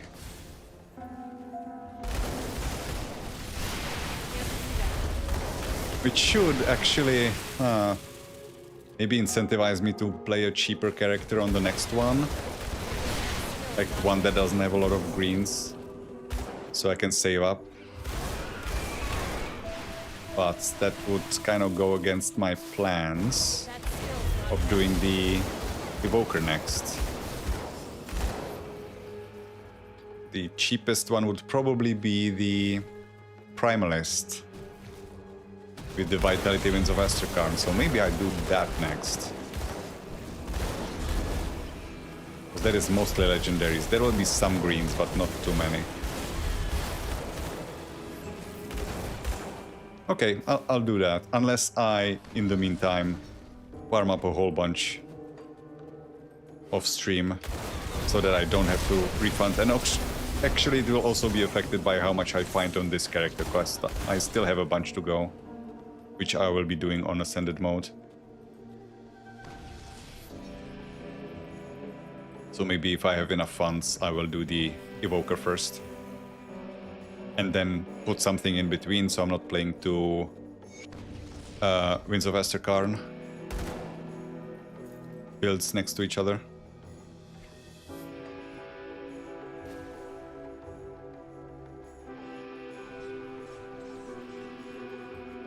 I need to go find the suicidal dummy that wants to go get eaten. Now, come to think of it, if you wanted to get eaten, I know a nice little village. They would do you in.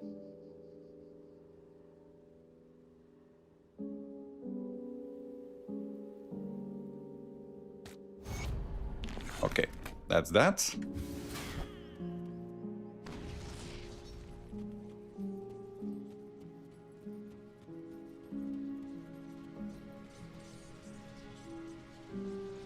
And now, being smart, let's jump after him.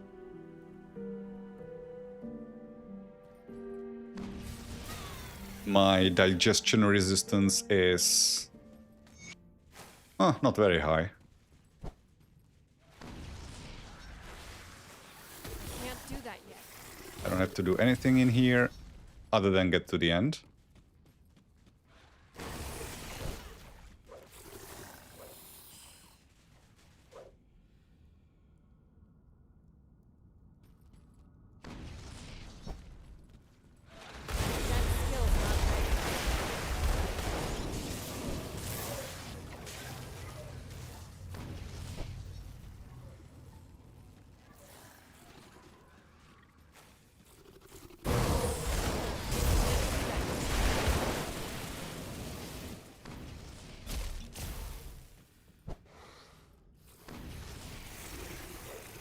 These don't even give me reputation with any faction I care about, so... Because they're beasts, so no point killing this. Unless I get stuck in between it.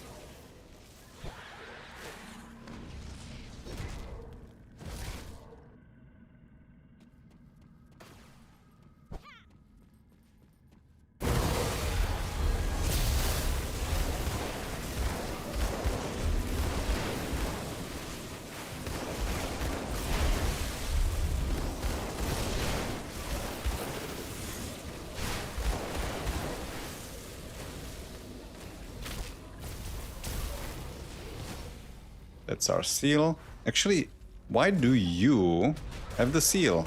Did you eat it? Why does a bug have a seal in its belly? I guess he maybe ate the guy that's... Yeah, never mind. He ate the guy that Tuha threw in here, I suppose. And this is a fitting place for you. Or nice and poisonous.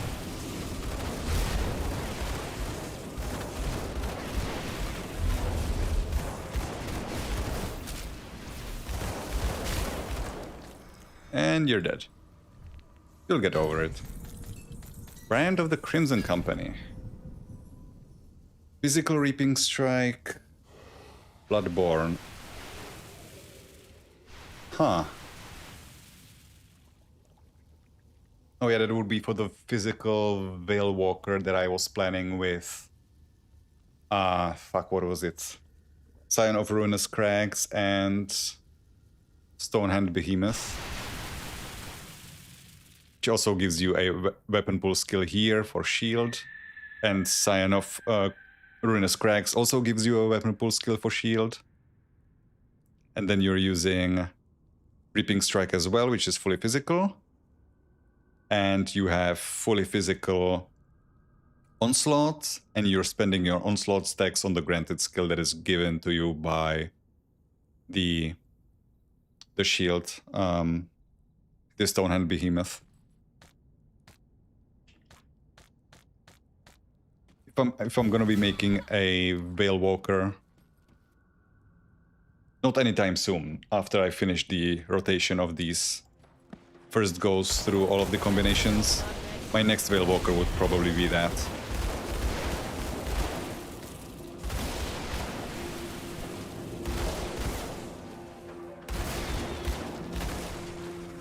Come to think of it, Veil Walker is gonna be one of those mastery combinations that doesn't really have good overlaps, does it? Because... No, that's not true. Cold Veil Walkers will be pretty easy to build. I forgot about the fact that there's cold resistance reduction now on Spectral Wrath. Because that wasn't there when I stopped playing in 9.8.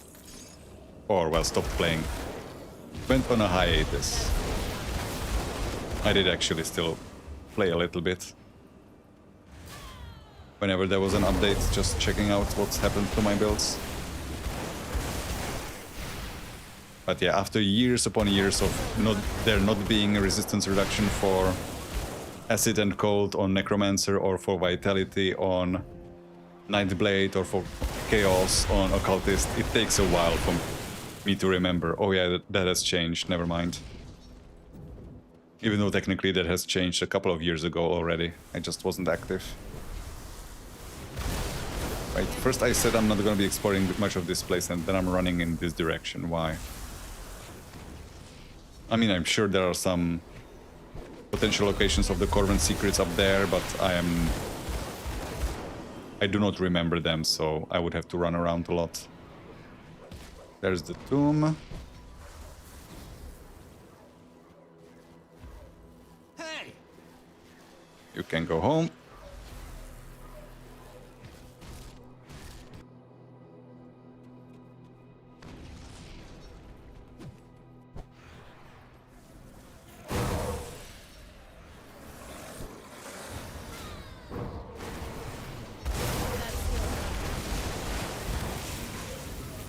You, not so much.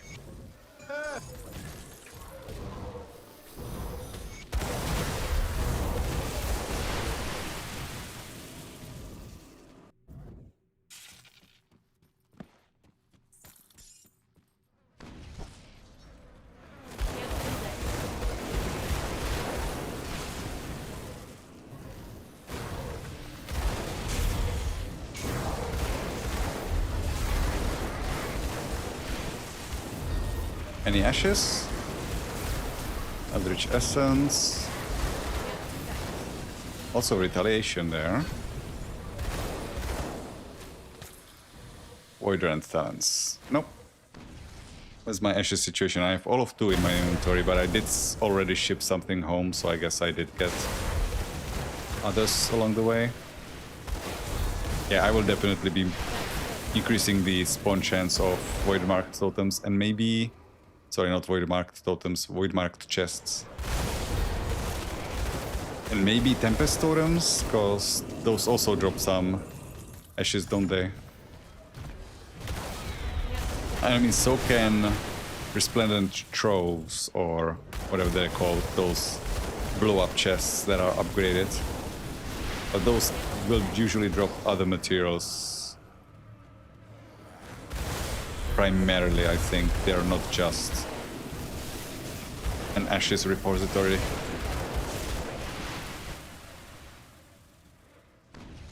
And they also don't spawn as much.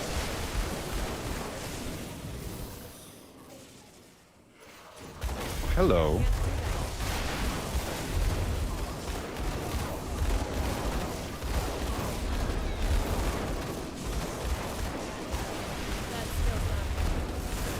Again, the fact that Bone Chilling Cry has a cooldown. It was still on cooldown when the phase transition happened, and took away half of its health pool before the resistance reduction came off cooldown. That is so annoying.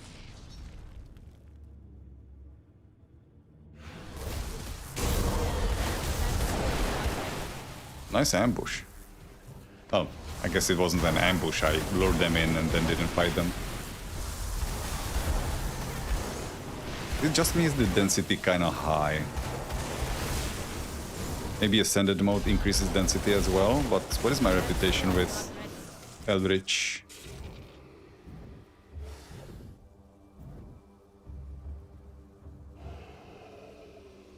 Only despised, huh.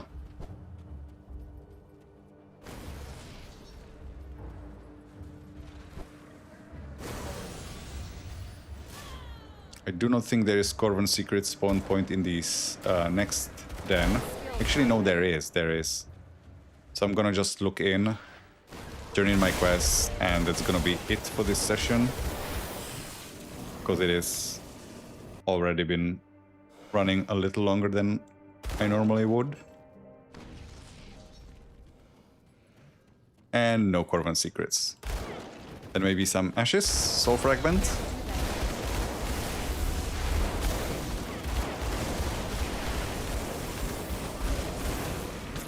Neither.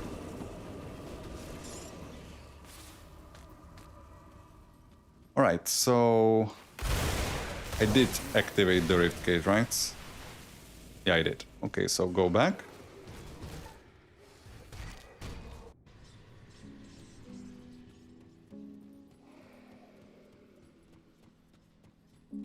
Where do I need to go? Wait, I don't have any... Oh yeah, Anorak. That is the only one that I've completed. Hello again. Starting to lose it. Okay. So, next is the Sunbane Oasis, and then that's something I'm gonna do next time.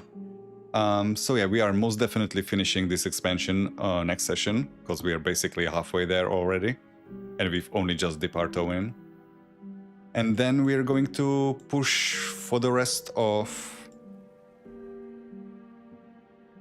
Fangs, either that, or maybe I will fully ramp up the Ascension Altar and start dipping my toe into those challenge dungeons, because I haven't done those at all, and see what this character can do, and then in the same session I can continue with a fully ramped Ascension Altar going through the rest of the expansion. Yeah, but first and foremost, I do need to get those reputations solved with these cults. Specifically Bismil and Solal, so I can get my augments ready. That should really improve my damage. It's not terrible currently on Sheet, but it could definitely be better, even though this doesn't take into account my weapon pull skills. I feel that I'm like weaker than I would like. And then we'll see what this little baby can do. So yeah, that's it for me for tonight. Thank you guys very much for watching. Hope you have a great weekend, and if you're gonna be playing, get great loot drops in the meantime, and I guess see you on Monday. Bye bye.